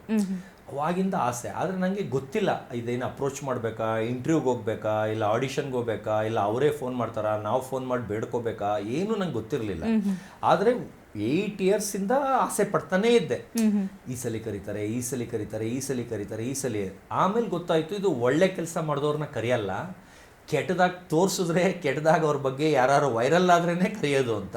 ನಾನು 125 ದೇಶದಲ್ಲಿ 5,000 ನ್ಯೂಸ್ ಚಾನಲ್ ಅಲ್ಲಿ ಬಂದಾಗ ಕರೀಲಿಲ್ಲ. ಒಂದೇ ಒಂದು ಇಡಿ ರೈಡ್ ಆಯ್ತು, ಆಮೇಲೆ ಒಂದು ಚಾನಲ್ ಅಲ್ದೇ ಇರೋ ಚಾನಲ್ಲು ನನ್ನ ಬಗ್ಗೆ ಬ್ಯಾಡ್ ಆಗಿ ಮಾತಾಡಿದ್ರು, ರಾಜ್ಕುಮಾರ್ ಸರ್ ಕೊಟ್ಟಿಲ್ಲ, ವಿಷ್ಣುವರ್ಧನ್ ಸರ್ ಕೊಟ್ಟಿಲ್ಲ ಅಂತ. ಅದಕ್ಕೆ 5 ಲಕ್ಷ ಚಾಲೆಂಜ್ ಮಾಡ್ತೀನಿ ಆ ಚಾನಲ್ ಅವ್ರಿಗೇನೆ. ಅವ್ರ ಮನೆ ಕೆಲಸದವರಿಂದ ಹಿಡಿದು ಫಿಲಿಂ ಚೇಂಬರ್ ಅಲ್ಲಿರೋ ಪ್ರೆಸಿಡೆಂಟ್, ಮಾಜಿ ಪ್ರೆಸಿಡೆಂಟ್ ಎಸ್.ಎ. ಗೋವಿಂದರಾಜು ಅವರಿಂದನೇ ನಾನು ಸಾಕ್ಷಿ ಹೇಳಿಸ್ತೀನಿ. ಅವ್ರ ಜೊತೆ ಹೋಗಿ ಮನೆಗೆ ಕೊಟ್ಟಿರೋದು. ಇಷ್ಟು ಕಾನ್ಫಿಡೆಂಟ್ ಆಗಿ ಹೇಳ್ತಾ ಇದ್ದೀನಿ ಅಂದರೆ ಇವ್ರು ಯಾರೋ ಹಲ್ಕ ಸವಾಸ ಮಾಡಿ ಅವನ ಮಾತು ಕಟ್ಕೊಂಡು ನನಗೆ ಬ್ಯಾಡಾಗಿ ಮಾತಾಡಿದ್ರು. ಆದರೆ ಇವತ್ತು ಅವರಿಬ್ಬರಿಗೆ ನಾನು ಧನ್ಯವಾದ ಹೇಳ್ತೀನಿ. ಇವತ್ತು ಅವರಿಂದ ನಾನು ಬಿಗ್ ಬಾಸಲ್ಲಿ ಇದ್ದೀನಿ. ಓಕೆ, ನಿಮ್ಮ ಆಸೆನ ನೀವು ಈ ರೀತಿ ಈಡೇರಿಸ್ಕೊಂಡಿದ್ದೀರಾ. ನಿಮಗೆ ಸ್ಯಾಟಿಸ್ಫ್ಯಾಕ್ಷನ್ ಇದೆಯಾ ಬಿಗ್ ಬಾಸ್ ಅಲ್ಲಿ? ಇಷ್ಟು 18 ದಿನ ಇದ್ರಿ ಬಿಗ್ ಬಾಸ್ ಅಲ್ಲಿ. ಅಷ್ಟು ದಿನ ಇದ್ರೂ ನಾನು 1 ವೀಕ್ ಅಷ್ಟೇ ನನಗೆ ತುಂಬಾ ಇಷ್ಟ ಆಯ್ತು. ಆದ್ರೆ ನೆಕ್ಸ್ಟ್ ವೀಕ್ ಇಂದ ನನ್ನ ಡಲ್ ಮಾಡಿದ್ರಲ್ಲ, ಅದು ನನಗೆ ಥೂ ಅಂತ ಅನಿಸ್ತು. ಯಾಕಂದ್ರೆ ನಾನು ಎಂಟರ್ಟೈನ್ಮೆಂಟ್ ಮಾಡಕ್ಕಲ್ಲ, ಮಾತಾಡಕ್ಕೂ ಬಿಡ್ತಾ ಇರಲಿಲ್ಲ. ಮಾತಾಡಿದ್ರೆ ಆಯ್ತು ಅಂತ ಗಿಲ್ಲಿ ಅವರು ಇವರೆಲ್ಲ ಅಲ್ಲಲ್ಲೇ ಸ್ಟಾಪ್ ಮಾಡಿಸೋರು. ನಾನು ಏನಕ್ಕೆ ಮಾತಾಡಬೇಕು ಅನ್ನಿಸ್ಬಿಡ್ತು. ಅಂದ್ರೆ ಮಾತಾಡಕ್ಕೆ ಬಿಡ್ತಾ ಇರಲಿಲ್ಲ. ಒಂದು ಏನಾರೋ ಜೋಕ್ ಮಾಡೋಣ, ಏನಾರೋ ಮಾತಾಡೋಣ ಅಂದ್ರೂ ಬಿಡ್ತಾ ಇರಲಿಲ್ಲ. ಆ ಥರ ತುಂಬಾ ಇದು ಮಾಡ್ತಾ ಇದ್ರು. ಅದೇ ಟೈಮಲ್ಲೇ ನೆಕ್ಸ್ಟ್ ವೀಕು ರಕ್ಷಿತಾ ಬಂದ್ರು. ಅವ್ರ ಪಾಪ ನಮ್ಮ ಜೊತೆ ತುಂಬಾ ತಗ್ಗಿ ಬಗ್ಗಿ, ಅಷ್ಟು ಕಲ್ಚರ್ ಹುಡುಗಿ ಅವಳು, ಅಷ್ಟು ಚೆನ್ನಾಗಿ ಭಾಷೆ ಬರದೇ ಇದ್ರು ಕನ್ನಡ ಕಲ್ತ್ಕೊಂಡು ನಮ್ಮ ಹತ್ರ ಅಷ್ಟು ಚೆನ್ನಾಗಿ ಮನೆಯವ್ರ ಹತ್ರ ಎಲ್ಲ ಅಷ್ಟು ಹೊಂದ್ಕೊಂಡು ನನಗಿಂತ ಜಾಸ್ತಿ ಕೆಲಸ ಮಾಡ್ತಾ ಇದ್ಲು. ಮನೇಲಿ ಅರಸರಾಗಿ ಕೆಲಸ ಮಾಡಬಾರ್ದು ಅಂದರೆ ಅವಳೇ ಎಲ್ಲ ಟಕ ಟಕ ಟಕ ಟಕ ಎಲ್ಲರಿಗೂ ಅಡುಗೆ ಮಾಡಿ ತಿನ್ನಿ ತಿನ್ನಿ ತಿನ್ನಿ ಅಂತ ಹಾಗಲಕಾಯಿ ಪಲ್ಯ ಅದೇನೇನೋ ಮಾಡಿ ಎಲ್ಲರಿಗೂ ತುಂಬ ಹೊಂದಾಣಿಕೆ, ತುಂಬ ಚೆನ್ನಾಗಿದ್ಲು. ಅವಳು ಬಂದಮೇಲೆ ನನಗೆ ಲೋನ್ಲಿನೆಸ್ ಸ್ವಲ್ಪ ಕಡಿಮೆ ಆಯಿತು. ಯಾಕಂದ್ರೆ ಚಂದ್ರಪ್ರಭು ಅವರು ನನ್ನ ಜೊತೆ ಇಟ್ಕೊಂಡೆ ಡಬಲ್ಗೆ ಮಾಡ್ತಾ ಇದ್ರು. ಆದರೆ ನನಗೆ ಗೊತ್ತಿರಲಿಲ್ಲ ಅದು.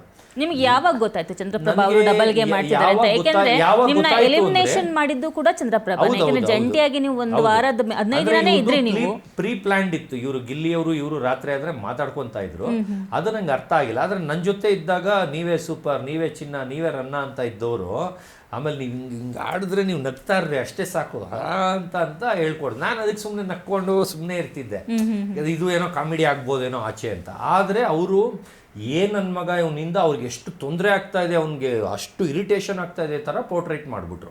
ಅದನ್ನು ತಮಾಷೆಗೆ ತಗೊಂಡಿದ್ದೆ. ಯಾವಾಗ ಲಾಸ್ಟ್ ಸ್ನಾನಕ್ಕೆ ಹೋದಾಗ ಜಗಳ ಆಯ್ತು ಮನೆಯಲ್ಲಿ, ಕೊಂಡು ಹೋಗಿ ಅಲ್ಲಿ ಬಾಟ್ಲ್ ಎಲ್ಲ ಹೊಡೆದಾಕಿದ್, ಗ್ಲಾಸ್ ಎಲ್ಲ ಹೊಡೆದಾಕಿದ್ದಾರೆ. ಅದು ನಂಗೆ ಗೊತ್ತಾಗಿಲ್ಲ, ಯಾಕಂದ್ರೆ ಸ್ನಾನದಲ್ಲಿ ಸೌಂಡು ಗೊತ್ತಾಗಿಲ್ಲ. ಸ್ನಾನದಿಂದ ಬರ್ತಿದಂಗೆ ಹಿಂಡಿಂಡಾಗಿ ಅಟ್ಯಾಕ್ ಮಾಡಿಬಿಟ್ರು.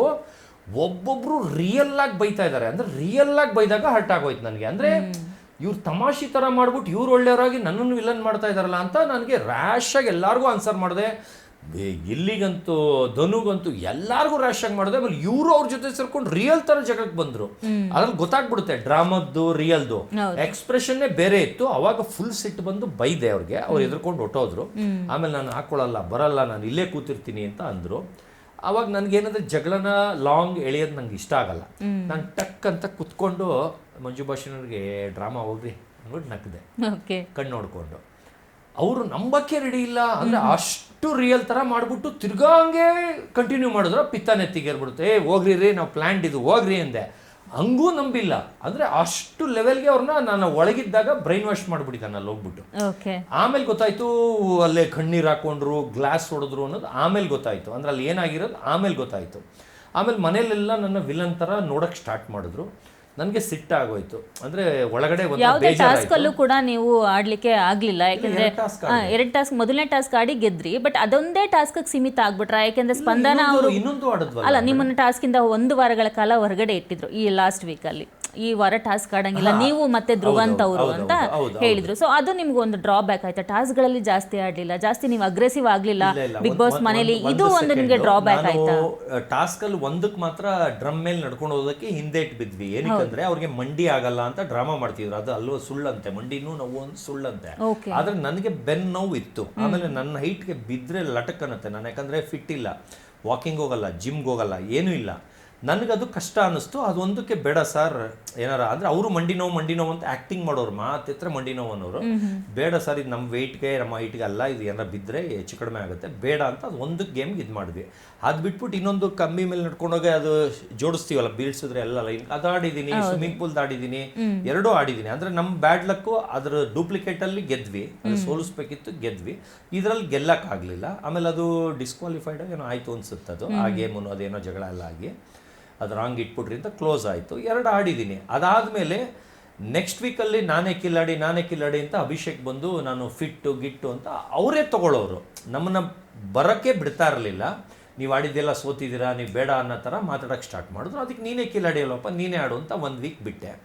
ಅದಾದಮೇಲೆ ಈ ವೀಕ್ ಫುಲ್ಲು ರೆಡಿ ಆಗೋದ್ವಿ, ಯಾಕಂದ್ರೆ ಚಂದ್ರಪ್ರಭಾದು ಕಾಲು ನೋವಿಲ್ಲ ಏನೂ ಇಲ್ಲ, ಸುಳ್ಳು ಅನ್ನೋದು ಗೊತ್ತಾಯಿತು. ಆಯಿತು, ಇನ್ನು ಈ ವೀಕ್ ಆಡೋಣ ಅಂತ ರೆಡಿ ಆದ್ವಿ. ಅಷ್ಟರಲ್ಲಿಗೆ ಮಾಳುಗೆ ನಾನು ಕೇಕ್ ಕಟ್ಟಿಂಗಲ್ಲಿ ಈ ಥರ ಅವರು ರಾತ್ರಿ ಎಲ್ಲ ತಲೆ ಪಕ್ಕನೇ ಮಲ್ಗೋದಲ್ವಾ, ತಲೆ ಹೆಂಗೆ ಚಚ್ಕೊತಾ ಇದ್ರು ಅಂದರೆ ಅವ್ರಿಗೆ ಹುಚ್ಚಿಡಿತಾ ಇದೆ, ಅಂದ್ರೆ ಅವ್ರಿಗೆ ತುಂಬಾ ಡಿಪ್ರೆಷನ್ಗೆ ಹೋಗ್ತಾ ಇದ್ದಾರೆ. ಇವಾಗ್ಲೂ ಅವರು ಏನೋ ಓಡ್ತಾ ಇದೆ ಅಂತ ಓಡಿಸ್ತಾ ಇದ್ದಾರೆ. ಈಗಲೂ ಅವ್ರಿಗೆ ಆಗ್ತಾ ಇಲ್ಲ, ಯಾಕಂದ್ರೆ ನಾನು ಪಕ್ಕ ಮಲ್ಕೊಳ್ಳೋದು. ಈಗ ತಲೆ ಹೊಡ್ಕೊಳ್ಳೋ ಸೌಂಡ್ ಹೆಂಗ್ ಬರ್ತಿದೆ ಅಂದ್ರೆ ಯಾವನು ಜೋರಾಗಿ ಹೊಡೆದಂಗೆ ಹಂಗ್ ಹೊಡ್ಕೊಂತ ಅವ್ರ ತಲೆನ ಮಧ್ಯರಾತ್ರಿ. ಅಂದ್ರೆ ಅವ್ರಿಗೆ ಏನೋ ಮೆಂಟಲಿ ಹುಚ್ಚ, ಮನೆ ಕಡೆನೇ ಜ್ಞಾಪಕ, ಮಕ್ಕಳು ಜ್ಞಾಪಕ, ಆ ಥರ ಅಟ್ಯಾಚ್ಮೆಂಟ್ ಅವ್ರಿಗೆ ಇಲ್ಲಿ ಇರೋಕ್ಕಾಗ್ತಿಲ್ಲ. ಆದರೆ ಈಗ ಎಲ್ಲ ಜನ ಇದು ಮಾಡ್ತಾ ಇದ್ದಾರೆ ಅಂತ ಸುಮ್ಮನೆ ಜನಕ್ಕೋಸ್ಕರ ಇದ್ದಾರೆ ಹೊರತು ಅವ್ರಿಗೆ ಮನಸ್ಸಿಂದ ಇಷ್ಟ ಇಲ್ಲ. ಈಗ ನಾವಾಗಿ ಮಾತಾಡ್ಸಿದ್ರು ಆನ್ಸರ್ ಮಾಡಲ್ಲ, ಹಂಗೇ ಹೋಗ್ತಾರೆ. ಆಮೇಲೆ ನಮ್ಗೆ ಅವ್ರ ಪ್ರೀತಿ ಬೆಳೆಸ್ಬೇಕು ನಮ್ಗೆ ಇಷ್ಟ, ನಂದವ್ರದ್ದು ಜಗಳನೇ ಇಲ್ಲ. ನಾನು ಬರೀ ಈ ಥರ ಏನೋ ಇರಿಟೇಷನ್ ಆಗ್ತಾ ಇದೆ ಅಂದ್ಬಿಟ್ಟು ನಾನು ಕೇಕ್ ಕಟ್ ಮಾಡೋದ್ರಲ್ಲಿ ಹೇಳ್ತೀನಿ ಅವ್ರ ಹೆಸರು. ಈ ಥರ ಅವ್ರು ಯಾಕೋ ಬೇಜಾರಾಗಿ ಇದು ಮಾಡ್ತಿದ್ದಾರೆ, ಯಾರು ಮಾತಾಡಲ್ಲ ಅಂತ ಜಿನಿಯನ್ ಆಗಿ ಇರೋದು ಹೇಳಿದೆ. ಅವ್ರು ಅದನ್ನೇ ಮಚ್ಚರ ಇಟ್ಕೊಂಡು ನನ್ನ ರ್ಯಾಶ್ ಆಗಿ ಇನ್ನೊಂದು ಆಚೆ ಬಂದಾಗ ಮಾತಾಡ್ತಾರೆ, ಏನೋ ಕೇಳ್ಸಂಗೆ ಮಾತಾಡ್ತಾರೆ, ಹತ್ರಕ್ಕೆ ಬರಲ್ಲ, ದೂರದಿಂದ ಮಾತಾಡ್ತಾರೆ, ಅದು ಓಕೆ. ಆಮೇಲೆ ಅವ್ರು ಬಂದ್ಬಿಟ್ಟು ಯಾರನ್ನ ಆಚೆ ಇಡಕ್ಕೆ ಇಷ್ಟಪಡ್ತೀರ ಅನ್ನೋದು ನನ್ನ ಹೆಸರು ಹೇಳ್ತಾರೆ. ಆಗ ನಾನು ಫೀಲ್ ಆದ್ರೆ ಅವನಿಗೆ ಖುಷಿ ಆಗುತ್ತೆ. ನಾನು ಅದಕ್ಕೆ ಒಳ್ಳೇದಾಯ್ತು ಬಿಡು ಅಂದೆ, ಅದು ವೈರಲ್ ಆಗೋಯ್ತಂತೆ ಆಚೆ. ಹೌದು, ಆಡಕ್ಕೆ ಬಂದಿಲ್ಲ ಸತೀಶ್ ಅವರು, ಸೋಲೋದಿಕ್ಕೆ ಬಂದಿದ್ದಾರೆ. ಅದೇ ಒಂದು ಪಾಯಿಂಟ್ ಅನ್ನ ಎಲ್ಲಾ ಕಂಟೆಸ್ಟೆಂಟ್ಸ್ ಹೇಳಿರೋದು ಅದೇನೆ, ಅವರು ಸೋಲೋದಿಕ್ಕೆ ಬಂದಿದ್ದಾರೆ, ಹಾಗಾಗಿ ಅವ್ರನ್ನ ಮನೆಯಿಂದ ಹೊರಗಡೆ ಕಳಿಸ್ಬೇಕು ಅನ್ನೋದು ಎಲ್ಲ ಹೇಳ್ತಿರೋದು. ಫಸ್ಟ್ ಗೇಮ್ ನ ಇಟ್ಕೊಂಡು ನೀವು ಸೋತ್ರೆ ಗೆಲ್ತೀರಾ, ಅದನ್ನ ಇಟ್ಕೊಂಡು ಹುಳ ಬಿಡಕ್ ಸ್ಟಾರ್ಟ್ ಮಾಡಿದೆ ಎಲ್ಲರೂ. ಅಂದ್ರೆ ಸೋಲಿ ಅವರು ಅಂತ, ಅಪೋಸಿಟ್ ಅವ್ರು ಸೋಲಿ ಅಂತ, ನೀವು ಸೋತ್ರೆ ನೀವು ಗೆಲ್ಲೋದು ಅನ್ನೋ ತರ ಹುಳ ಬಿಟ್ಟೆ. ಅಂದ್ರೆ ಅದು ನನ್ನ ಟೆಕ್ನಿಕ್ ಅಲ್ಲೇ, ಬಟ್ ಅದ್ರಲ್ಲಿ ಫೇಲ್ ಆಗೋಯ್ತು. ಓಕೆ ಸರ್, ಇನ್ನು ಆ ಮನೇಲಿ ನಿಮಗೆ ತುಂಬ ಇಷ್ಟ ಆಗಿದ್ದು ಯಾರು ಈ ಒಂದು 18 ದಿನಗಳ ಜರ್ನಿಯಲ್ಲಿ? ನನಗೆ ಚಂದ್ರಪ್ರಭಾ ಇಷ್ಟ ಆದ್ರು. ಅಂದ್ರೆ ಅವ್ರು ಏನೇ ಜಗಳ ಆಡಿದ್ರು ನನಗೆ ಇವತ್ತು ಅವ್ರ ಮೇಲೆ 1% ಕೋಪ ಇಲ್ಲ, ಏನೂ ಇಲ್ಲ. ಹೌದು, ನೀವು ಕನ್ಫೆಸ್ ಮಾಡುವಾಗಲೂ ಕೂಡ ಅವ್ರ ಬಗ್ಗೆ ಯಾವುದೇ ಒಂದು ಅರ್ಧ ಗಂಟೆಗೆ ಹೋಗಿ ತಪ್ಕೊಂಡು ಮಾತಾಡಿಸ್ದೆ. ಅಷ್ಟು ದೊಡ್ಡ ಜಗಳ ಆಗಿದ್ರು ಅರ್ಧ ಗಂಟೆಗೆ ನಕ್ಕೊಂಡು ಕೈ ಕೊಟ್ಕೊಂಡು ಮಾತಾಡಿಸ್ದೆ. ಅವ್ರು ಒಳಗೊಂದು ಹೊರಗೊಂದು ಮಾಡ್ತಾನೇ ಇದ್ರು, ಅದು ಲಾಸ್ಟ್ ದಿನ ಗೊತ್ತಾಯಿತು. ಅಂದರೆ ಮಾಡ್ತಾನೇ ಇದ್ರು, ಆದರೆ ನಾನು ಚೆನ್ನಾಗೇ ಇದ್ದೆ ಅವ್ರ ಜೊತೆ. ನಾನು ಯಾರ ಜೊತೆನೂ ಕೆದ್ಕೊಂಡೋಗಿ ಜಗಳ ಆಡಿಲ್ಲ. ಅದರಲ್ಲಿ ಕಾವ್ಯ ಫಸ್ಟು ಅಟ್ಯಾಚ್ ಇರಲಿಲ್ಲ, ನನ್ನ ವಿಲನ್ ಥರ ನೋಡ್ತಿದ್ಲು. ಆಮೇಲೆ ಅವಳು ಕಾವ್ಯ ವ್ಯಾಲ್ಯೂ ಕೊಡೋಕ್ಕೆ ಸ್ಟಾರ್ಟ್ ಮಾಡಿದ್ಲು. ಅದು ಬಿಟ್ಟು ಸ್ಪಂದನ ಡೇ 1 ವ್ಯಾಲ್ಯೂ ಕೊಟ್ಟಿದ್ದಾಳೆ. ಪಾಪ ಅವರಿಂದ ಒಂದು ತಪ್ಪು ಆಗಿಲ್ಲ. ಒಂದು ಸರ್ ಅಂತ ಒಂದು ಒಳ್ಳೆ ಮರ್ಯಾದೆ ಕೊಟ್ಟು ಮಾತಾಡ್ಸಿದ್ದಾರೆ.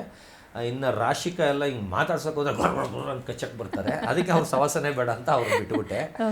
ಅದು ಬಿಟ್ಟು ಅಶ್ವಿನಿ ಗೌಡ ಅವರು ತುಂಬ ಮರ್ಯಾದೆ ನನ್ನ ಮೇಲೆ ಇಟ್ಟಿದ್ದಾರೆ. ಕಾಕ್ರೋಚ್ ಸುದಿಯವರಂತೂ ಪ್ರಾಣನೇ ಇಟ್ಕೊಂಡು ಫ್ಯಾನ್ ಫ್ಯಾನ್ ಫ್ಯಾನ್ ಫ್ಯಾನ್ ಅಂತ ಹೇಳ್ತಾನೆ ಇರ್ತಾರೆ.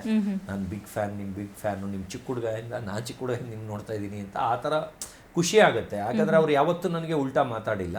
ಆಮೇಲೆ ನಂದನ್ನೆಲ್ಲ ಇದು ಮಾಡಿ ಲಾಸ್ಟ್ ದಿನ ನಿನ್ನೆ ಬಂದಾಗಲೂ ಅವ್ರಿಬ್ಬರೇ ಮಾತಾಡೋದು, ಅಶ್ವಿನಿ ಗೌಡ, ಹೌದು, ನಾನು ಅದನ್ನ ಕೇಳಬೇಕು.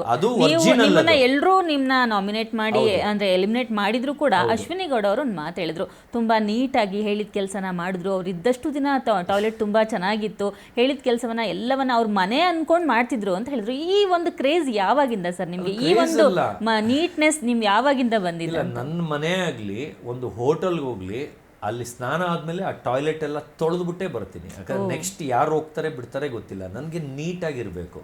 ಅಂದರೆ ಹೈಜೀನಿಕ್ ಅಲ್ಲ, ಅಂದರೆ ಈಗ ಅದೇನೋ OCD ಪ್ರಾಬ್ಲಮ್ ಅಂತಾರಲ್ಲ, ಹೈಜೀನಿಕ್ ಅದೆಲ್ಲ ಏನಿಲ್ಲ, ಆದರೆ ನೀಟಾಗಿರ್ಬೇಕು. ಬಂದಿದ್ದ ಮನೆ ಲಾಡ್ಜ್ ಥರ ಕಾಣಿಸ್ಬಾರ್ದು. ಈಗ ತಿನ್ಬಿಟ್ಟು ಟಿಶ್ಯೂ ಪೇಪರ್ ವರ್ಷ ಅಲ್ಲೇ ಬಿಸಾಕೋದು, ಮೂಳೆ ನೀಟಾಗಿರ್ಬೇಕು, ಆದರೆ ಹೈಜೀನಿಕ್ ಅಲ್ಲ. ನಾನು ತಂಗ್ಳು 3 ದಿವಸದ ಚಿಕನ್ನು ಬಿಸಾಕಕ್ಕೆ ಇಟ್ಟಿದ್ರು. ಚಿಕನ್ನು ಮಟನ್ ಒಂದು ಕಪ್ಪಲ್ಲಿ ಇತ್ತು ಫ್ರಿಜ್ಜಲ್ಲಿ, ಅದನ್ನು ಆಚೆ ಇಟ್ಟಿದ್ರು. ಅದು ಕೋಲ್ಡ್ಗೆ ಮೇಲೆಲ್ಲ ಡ್ರೈ ಆಗಿತ್ತು. ಏನಕ್ಕೆ ಇರ್ತಿದ್ದೀರಾ ಅಂದರೆ ಯಾರೋ ತಿನ್ನಕ್ಕೆ ಇಟ್ಕೊಂಡಿದ್ದಾರೆ ಅಂತ ನಾನು ಫ್ರಿಜ್ಜಲ್ಲಿ ನೋಡಿರಲಿಲ್ಲ. ಆಚೆ ಇಟ್ಟಾಗ ತಿನ್ನಕ್ಕೆ ಎತ್ತಿಟ್ಕೊಂಡಿದ್ದಾರೆ ಅಂತ ಅಂದ್ಕೊಂಡೆ.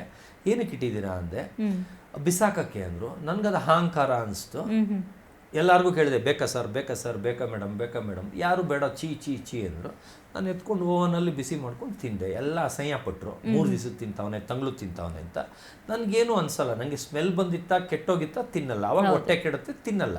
ಅದು ಚೆನ್ನಾಗಿರೋದನ್ನ ಮೋರಿಗೆ ದಿನ ಅನ್ನ, ಪಲಾವು, ಸಾರು, ಮೋರಿಗೆ ಉಯ್ಯೋದು, ಕಸದ ತೊಟ್ಟಿಗೆ ಹಾಕೋದು. ಮತ್ತೆ ಅಲ್ಲಿ ಬಿಗ್ ಬಾಸ್ ಅಲ್ಲಿ ನಮಗೆ ಊಟನೇ ಸಿಗಲ್ಲ, ಊಟ ಕಷ್ಟ, ನಿದ್ದೆ ಕಷ್ಟ ಅಂತ ಕಸಕ್ಕೆ ಹಾಕ್ತಾ ಇದ್ರಲ್ಲ. ಆ ಫುಡ್ ಕೊಟ್ಟಿರ್ತಾರೆ 1 ವೀಕಿಗೆ ಎಷ್ಟು ಬೇಕು ಅಂತ ಪ್ಲಾನ್ಡ್ ಆಗಿ ಕೊಟ್ಟಿರ್ತಾರೆ.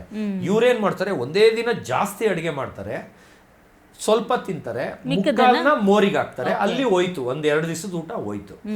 ಸಾಂಬಾರ್ ಮಾಡ್ತಾರೆ, ಅದನ್ನೆತ್ತಿ ಮೋರಿಗೆ ಹೋಯ್ತಾರೆ, ಇಲ್ಲ ಡಸ್ಟ್ಬಿನ್ಗೆ ಹಾಕ್ತಾರೆ. ಆ ಥರ ಮಾಡಿ ಮಾಡಿ ಮಾಡಿ ವೇಸ್ಟ್ ಮಾಡೋದು. ಅದೇನಾಗೋಯ್ತು, 1 ವೀಕ್ 2 ಡೇಸ್ ಇದ್ದಂಗೆ ಶಾರ್ಟೇಜ್ ಆಗೋಯ್ತು. ಒಂದ್ ದಿವಸಕ್ಕೆ ಬರೀ 1 ಚಪಾತಿ ತಿನ್ಕೊಂಡಿದೀವಿ, ಒಂದ್ ದಿವಸಕ್ಕೆ ಬರೀ ದಾಲ್ದು ಸೂಪ್ ಮಾಡ್ಕೊಂಡು ಕುಡ್ದಿವಿ ಕಪ್ಪು. ಒಂದ್ ದಿವಸ ರಾಗಿ ಅಂಬ್ಲಿ ಪನಿಷ್ಮೆಂಟ್ ಕೊಟ್ರು, ಅದು ರಾಗಿ ಅಂಬ್ಲಿ ಕುಡ್ಕೊಂಡಿದೀವಿ. ಆಮೇಲೆ ಆದ್ರೆ ಲಕ್ಸುರಿ ನಮ್ಗೆ ಜಾಸ್ತಿ ಬರ್ತೀವಿ, ಸೇವಕರಿಗೇನೆ ಮಟನ್ ಚಿಕನ್ 1-2 ಸಲ. ಫಿನಾಲೆ ಪಾರ್ಟಿ ನಿಮಗೆ ಮಿಸ್ ಆಯ್ತು. ಆ ಫಿನಾಲೆ ಪಾರ್ಟಿ ಅದು ಮೋಸ್ಟ್ಲಿ ಏನೋ ಟ್ವಿಸ್ಟ್ ಇದೆ, ಅದನ್ನ ಆಚೆ ಬಂದ್ಮೇಲೆ ಸುದ್ದಿ ಅವ್ರು ಹೇಳ್ತೀನಿ ಅಂದಿದ್ದಾರೆ. ಅದು ಅಲ್ಲಿ ಏನೋ ಆರ್ಡರ್ ಆಗಿತ್ತೇನೋ, ಅವ್ರನ್ನೇ ಸೆಲೆಕ್ಟ್ ಮಾಡಬೇಕು ಅಂತೇನೋ, ಯಾಕಂದ್ರೆ ಇವ್ರು ಹೆಸರು ಹೇಳಿದ್ದಾರೆ. ಯಾಕಂದ್ರೆ ಅದು ರಿಯಲ್ ಆಗಿ ನಾನು ಎದೆ ಮುಟ್ಕೊಂಡು ಹೇಳ್ತೀನಿ, ಇವ್ರೆ BB ರೋಸ್ಟ್ ಅಂತ ಇದ್ದಿದ್ರಲ್ಲಿ ನಂದು ಇತ್ತು. ನಾನು ಆಕ್ಟಿಂಗ್ ಮಾಡದೇ ಇರೋನು ಜೋಶಲ್ ಮಾಡಿದೀನಿ, ಆದ್ರೆ ಅವ್ರು ಕಟ್ ಮಾಡಿ ಇಷ್ಟೇ ಹಾಕಿದ್ದಾರೆ, ಇಬ್ರದ್ದು ಮಾತ್ರ ಹಾಕಿದ್ದಾರೆ. ನಂದು ಇತ್ತು, ನಂದು ಎಲ್ಲಾರ್ದು ಲಾಂಗ್, ಅದು ತುಂಬಾ ದೊಡ್ಡ ಫಂಕ್ಷನ್, ಕಂಪ್ರೆಸ್ ಮಾಡಿ ಚಿಕ್ಕದಾಗಿ ತೋರಿಸಿದ್ದಾರೆ. ಅದರಲ್ಲಿ ಅವ್ರದ್ದು ಬಂದು ಬುಕ್ ಇಟ್ಕೊಂಡು ಪೆನ್ ಇಟ್ಕೊಂಡು ಓದ್ದಂಗಿತ್ತು. ನಮ್ದು ನ್ಯಾಚುರಲ್ ಬರೀ ಹಂಗೆ, ನನಗೆ ಆಕ್ಟಿಂಗ್ ಬರ್ದೇ ಇರೋನು ಮಿಂಗಲ್ಲಾಗಿ ಮಾಡ್ಬಿಟ್ಟೆ. ಎಲ್ಲ ಬೇಷ್ ಅಂತ ಅಂದಿದ್ದಾರೆ ಮೇಡಮ್ ಎಲ್ಲ, ಫಸ್ಟ್ ಟೈಮ್ ಆದ್ರೂ ಸೂಪರ್ ಮಾಡಿದೆ ಅಂತ. ನಾನು ಹಂಗೆ ಜೋಶಲ್ಲಿ ಮಾಡ್ಬಿಟ್ಟೆ, ಧೈರ್ಯ ಗುಂಪಲ್ ಗೋಯಿಂದ ಅಂತ ಮಾಡ್ಬಿಟ್ಟೆ, ಅದೆಲ್ಲ ಹಾಕಿಲ್ಲ. ಅದರಲ್ಲಿ ನಕ್ಕಿದ್ದು ನಮ್ದಕ್ಕೆ ಜಾಸ್ತಿ, ಯಾಕಂದ್ರೆ ಕಾವ್ಯ ಆಗ್ಲಿ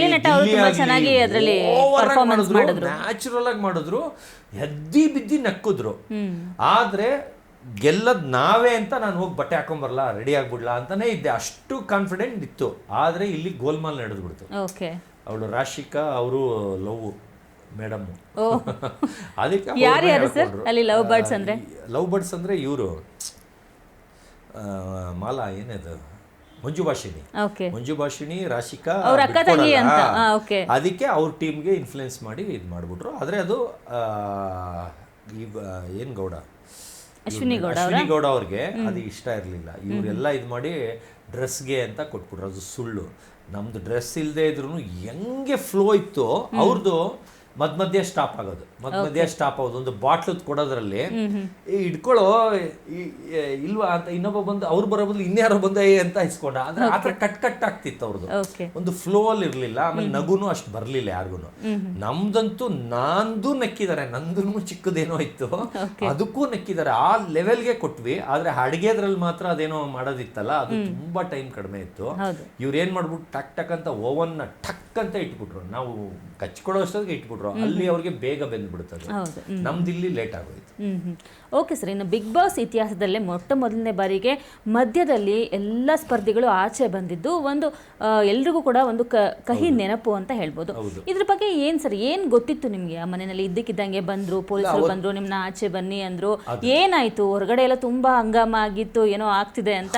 ನಿಮ್ಗೆ ಏನ್ ಗೊತ್ತಿತ್ತು ಒಳಗಡೆ? ಇಲ್ಲ, ನಮ್ಗೆ ಏನೂ ಗೊತ್ತಿರ್ಲಿಲ್ಲ. ಯಾಕಂದ್ರೆ ನಾವೆಲ್ಲ ಆರಾಮಾಗೇ ಇದ್ವಿ ಮನೆ ಒಳಗಡೆ, ನಮ್ಗೆ ಏನು ಗೊತ್ತಿರ್ಲಿಲ್ಲ. ಯಾವಾಗ್ಲೂ ಆ ಟೀಮ್ ಅವ್ರು ಬರ್ತಾರಲ್ಲ, ಬಿಗ್ ಬಾಸ್ ಟೀಮ್ ಅವರು ಮುಖಕ್ಕೆ ಮುಖವಾಡ ಹಾಕೊಂಡೇ ಬರೋದು, ಕಣ್ಣು ಮಾತ್ರ ಓಪನ್ ಹಂಗೆ ಬರೋದು. ಏಕ್ದಮ್ ಹಿಂಗಿಂಗೆ ಕಲರ್ ಡ್ರೆಸ್ ಅಲ್ಲಿ ಒಳಗೆ ಬಂದ್ಬಿಡ್ತಾರೆ. ಏನೋ ಟೆಕ್ನಿಕಲ್ ಪ್ರಾಬ್ಲಮ್ ಆಗಿದೆ, ಒಂಚೂರು ಬನ್ನಿ ಅಂತಾರೆ. ಇಲ್ಲ ಏನಾರು ನಮ್ಗೆ ಬೆಂಕಿ ಹತ್ಕೊಂಡ್ಬಿಟ್ಟಿದ್ಯೋ, ಕಿಡಿ ಆಗಿದೆಯೋ, ಇಲ್ಲ ಏನಾರು ಕೆಟ್ಟೋಗಿದೆಯೋ, ರಿಪೇರಿ ಮಾಡಕ್ಕೆ ಯಾರೋ ಬರ್ತಾ ಇದಾರೋ, ಇಲ್ಲ ಸ್ಪೀಕರ್ ಏನಾದ್ರು ಸರಿ ಇಲ್ವೋ, ಕ್ಯಾಮ್ರಾ ಸರಿ ಇಲ್ವೋ, ಅದಕ್ಕೆ ರಿಪೇರಿ ಮಾಡಕ್ಕೆ ಬರ್ತಾ ಇದ್ದಾರೆ ಅಂತ ನಾವು ಅನ್ಕೊಂಡಿದ್ವಿ. ಆದ್ರೆ ನಮ್ಮನ್ನ ಆಚೆ ಕರ್ಕೊಂಡು ಹೋಗೋ ಟೈಮಲ್ಲಿ ಕಣ್ಣಿಗೆ ಪಟ್ಟಿ ಹಾಕ್ಬಿಟ್ರು. ಪಟ್ಟಿ ಹಾಕ್ಬಿಟ್ಟು ಅಲ್ಲಿಂದ ಕರ್ಕೊಂಡು ಹೋದ್ರು, ಕೆಳಗಿಳಿ ಲೆಫ್ಟ್ ಬನ್ನಿ ರೈಟ್ ಬನ್ನಿ ಅಂತ ಕರ್ಕೊಂಡು ಹೋಗಿ ಒಂದು ಹೋಮ್ ಥಿಯೇಟರ್ ಇರುತ್ತೆ, ಸ್ಕ್ರೀನ್ ಎಲ್ಲ ಇರುತ್ತೆ, ಅದೇ ಫುಲ್ ಶೇಕ್ ಆಗುತ್ತಲ್ಲ, ಅದ್ರೊಳಗೆ ಹೋಗಿ ಕೂರಿಸಿದ್ರು.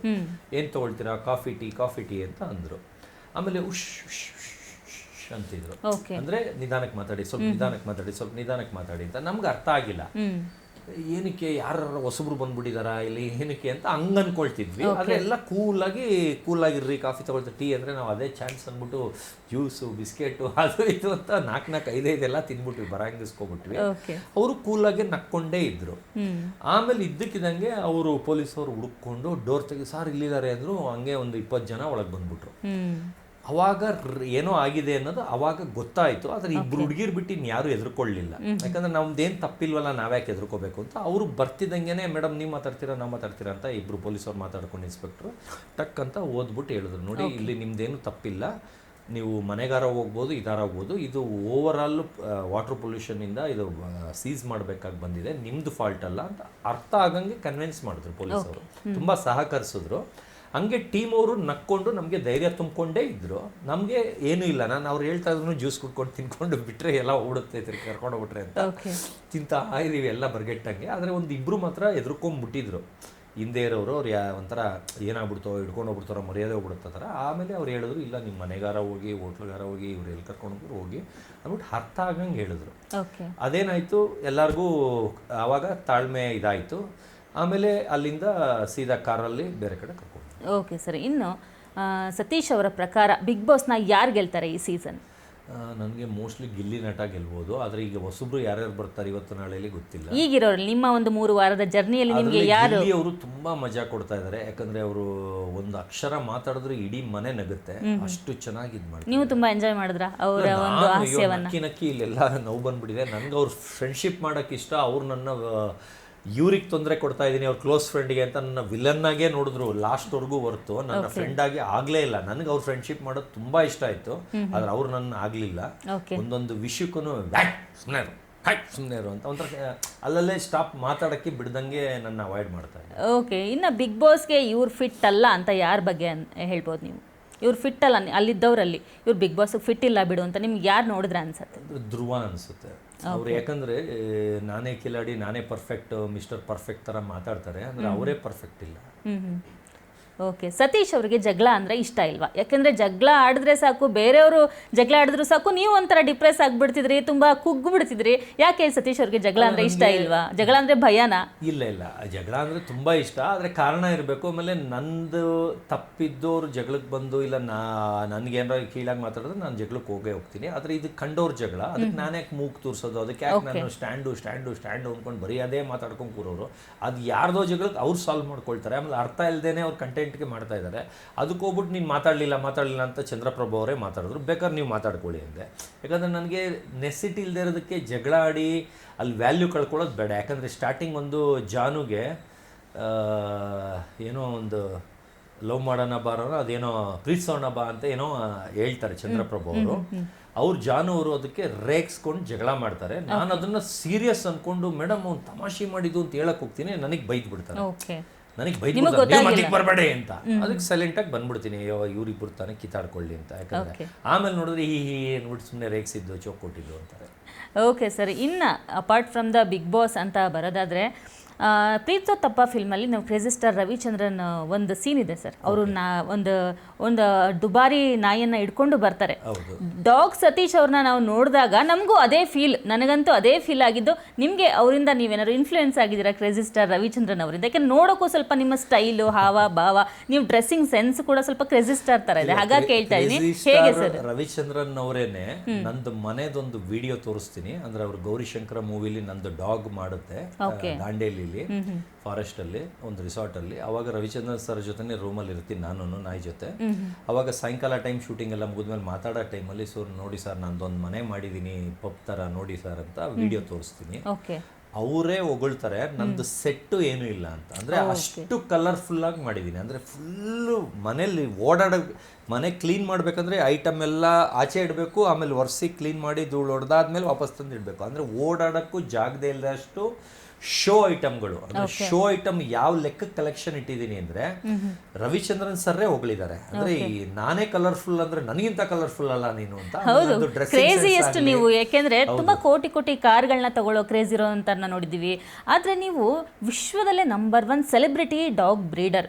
ಅಂದರೆ ಸ್ಟೇಟ್ ಲೆವೆಲಲ್ಲಿ ಹೆಸರು ಮಾಡೋದು ಒಂದು, ನ್ಯಾಷನಲ್ ಲೆವೆಲಲ್ಲಿ ಹೆಸರು ಮಾಡೋದು ಒಂದು, ಆದರೆ ನೀವು ಇಂಟರ್ನ್ಯಾಷನಲ್ ಲೆವೆಲಲ್ಲಿ ಸೆಲೆಬ್ರಿಟಿ ಡಾಗ್ ಬ್ರೀಡರ್ ಆಗಿದ್ರೆ ಇದು ಎಲ್ಲಿಂದ ಸರ್? ಇದ್ರ ಮೂಲ ಎಲ್ಲಿಂದ ನಿಮಗೆ? ಇದ್ರ ಬಂದಿದ್ದ ಇಂಟ್ರೆಸ್ಟ್ ಎಲ್ಲಿಂದ? ಸ್ಟ್ಯಾಂಡರ್ಡ್ ಅಲ್ಲಿ ಸ್ಟಾರ್ಟ್ ಮಾಡಿದಾಗ್ಲೇ ಇದನ್ನೊಂದು ಪ್ರೊಫೆಷನಲ್ ಆಗಿ ಆಗಬೇಕು ಅಂತ ಫಸ್ಟ್ PU ಕ್ಯಾಡಬಾಮ್ಸ್ ಅನ್ನೋದನ್ನ ರಿಜಿಸ್ಟರ್ ಮಾಡ್ತೀನಿ, ಹೆಸರನ್ನ ರಿಜಿಸ್ಟರ್ ಮಾಡ್ತೀನಿ. ಪ್ರಿಫಿಕ್ಸ್ ಅಫಿಕ್ಸ್ ಅಂತಾರೆ, ಅದು ಕೆನಲ್ ಕ್ಲಬ್ ಆಫ್ ಇಂಡಿಯಾ. ಎಲ್ರಿಗೂ ಒಂದು ಕ್ವಶನ್ ಇದೆ ಸರ್, ಕ್ಯಾಡಬಾಮ್ಸ್ ಅನ್ನೋದು ನಿಮ್ಮ ವಂಶದ ಹೆಸರಾ ಅಂತ? ಇಲ್ಲ, ಅದು ನನ್ನ ಕಂಪ್ನಿ ಹೆಸರು. ಅದು ಒಂದು ಕ್ಯಾಡಬ್ಯಾಮ್ಸ್ ಹಾಸ್ಪಿಟಲ್ ಅಂತ JP ನಗರ ಕನಕಪುರ ರೋಡಲ್ಲಿ ಇದೆ, ಅದರದ್ದೇ ಕಾಪಿ ಮಾಡಿದ್ದೀನಿ. ಆದರೆ ಅವ್ರದ್ದು ತೆಗೆದು ನಾನು ಹಾಕೊಂಡಿದ್ದೀನಿ, ಯಾಕಂದ್ರೆ ಒಂದು ಸ್ಪೆಲ್ಲಿಂಗ್ ಇದಾದ್ರೂ ಅವ್ರು ಕೇಸ್ ಹಾಕಕ್ಕಾಗಲ್ಲ.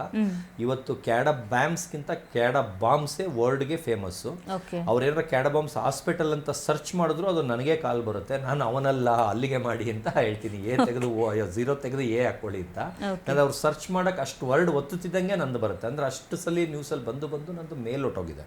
ಆಮೇಲೆ ನನಗೆ 10th ಸ್ಟ್ಯಾಂಡರ್ಡ್ ಇಂದ ನಾನು ವರ್ಡ್ಗೆ ನಂಬರ್ 1 ಆಗಬೇಕು ಅಂತ ಆಗ್ಲೇ ಸ್ವಲ್ಪ ಗಣೇಶ ಹಬ್ಬಕ್ಕೆಲ್ಲ ಚೀಫ್ ಗೆಸ್ಟ್ ಕರೋರು ಸೆಕೆಂಡ್ PU. ಹಳೇದೊಂದು ಇನ್ವಿಟೇಷನ್ ಇನ್ನೂ ಮನೇಲಿ ಇಟ್ಕೊಂಡಿದ್ದೀನಿ. ಅದರಲ್ಲಿ ನನಗೆ ನೋಡಿದ್ರೆ ನಗು ಬರುತ್ತೆ. ಅವತ್ತು ನಾನು ನಂಬರ್ 1 ಇರಲಿಲ್ಲ, ಸುಮ್ಮನೆ Satish Cadabams words number 1 dog breeder ಅಂತ ಅವ್ರು ಟೈಪ್ ಮಾಡಿ ಇನ್ವಿಟೇಷನ್ ಕೊಟ್ಟಿದ್ರು. ಇವತ್ತು ಮನೇಲಿ ಇಟ್ಕೊಂಡಿದ್ದೀನಿ. ಅದು 90 ಇರ್ಬೋದು. ಇವತ್ತು ಮನೇಲಿ ಇಟ್ಕೊಂಡಿದ್ದೀನಿ. ಅವಾಲೇ ಚೀಫ್ ಗೆಸ್ಟ್ ಕರೀತಾ ಇದ್ರು. ಇವತ್ತು ಅದನ್ನ ಪ್ರೂವ್ ಮಾಡಿದ್ದೀನಿ. ಇವತ್ತು ಗೂಗಲ್ ಮಾಡಿ words number 1 celebrity dog breeder, ಇಲ್ಲ ವರ್ಡ್ಸ್ ನಂಬರ್ 1 ಡಾಗ್ ಬ್ರೀಡರ್ ಅಂತ ನನ್ನ ನೇಮೇ ಹಾಕಬೇಡಿ, ಗೂಗಲಲ್ಲಿ ಫಸ್ಟ್ ಬರುತ್ತೆ ನಂದೆ. ಬೇರೆಯವ್ರ ಜೀವನದಲ್ಲಿ ಬಹಳಷ್ಟು ಜನ ಗಾಡ್ ಫಾದರ್ಗಳಿರ್ತಾರೆ, ಆದ್ರೆ ನಿಮ್ಮ ಜೀವನದಲ್ಲಿ ನೀವೇ ಗಾಡ್ ಫಾದರ್. ಹೌದು, ಈ ಬಗ್ಗೆ ಎಷ್ಟು ಹೆಮ್ಮೆ ಇದೆ. ಸಪೋರ್ಟ್ ಇಲ್ಲ ನಮ್ಮ ತಂದೆಗೂ. ನಾ ಸೆಲೆಬ್ರಿಟಿ ಅನ್ನೋದು ಇವತ್ತಿಗೂ ಗೊತ್ತಿಲ್ಲ. ನಿನ್ನ ಯಾಕೆ ಬಿಗ್ ಬಾಸ್ ಕರೀತಾರೆ, ನಿನ್ಗೆ ಯಾಕೆ ಸನ್ಮಾನ ಮಾಡ್ತಾರೆ, ನಿನ್ಗೆ ಯಾಕೆ ಬಂದವರೆಲ್ಲ ಫೋಟೋ ಹೊಡ್ಸ್ಕೊಂತಾರೆ, ನನಗೆ ಗೊತ್ತಿಲ್ಲ ಅಂತೀನಿ. ಯಾಕಂದ್ರೆ ನನಗೆ ಡೇ 1ಇಂದನೂ ನಾಯಿ ಬಿಸ್ನೆಸ್ ಮಾಡಬೇಡ, ಅದರಲ್ಲಿ ಮುನ್ಸಿಪಾಲ್ಟಿಲಿ ಕಸ ಗುಡ್ಸೋ ಕೆಲಸ ಮಾಡು, ಅದು ಮಾತ್ರ ಮಾಡಬೇಡ ಅಂತ ಬೈಕೊಂಡೇ ಬಂದಿದ್ದಾರೆ. ಬಿಗ್ ಬಾಸ್ಗೆ ಹೋಗಕ್ಕೆ 2 ದಿನಾನೂ ಮನೇಲಿ ಜೋರ್ ಜಗಳ ಆಗಿದೆ.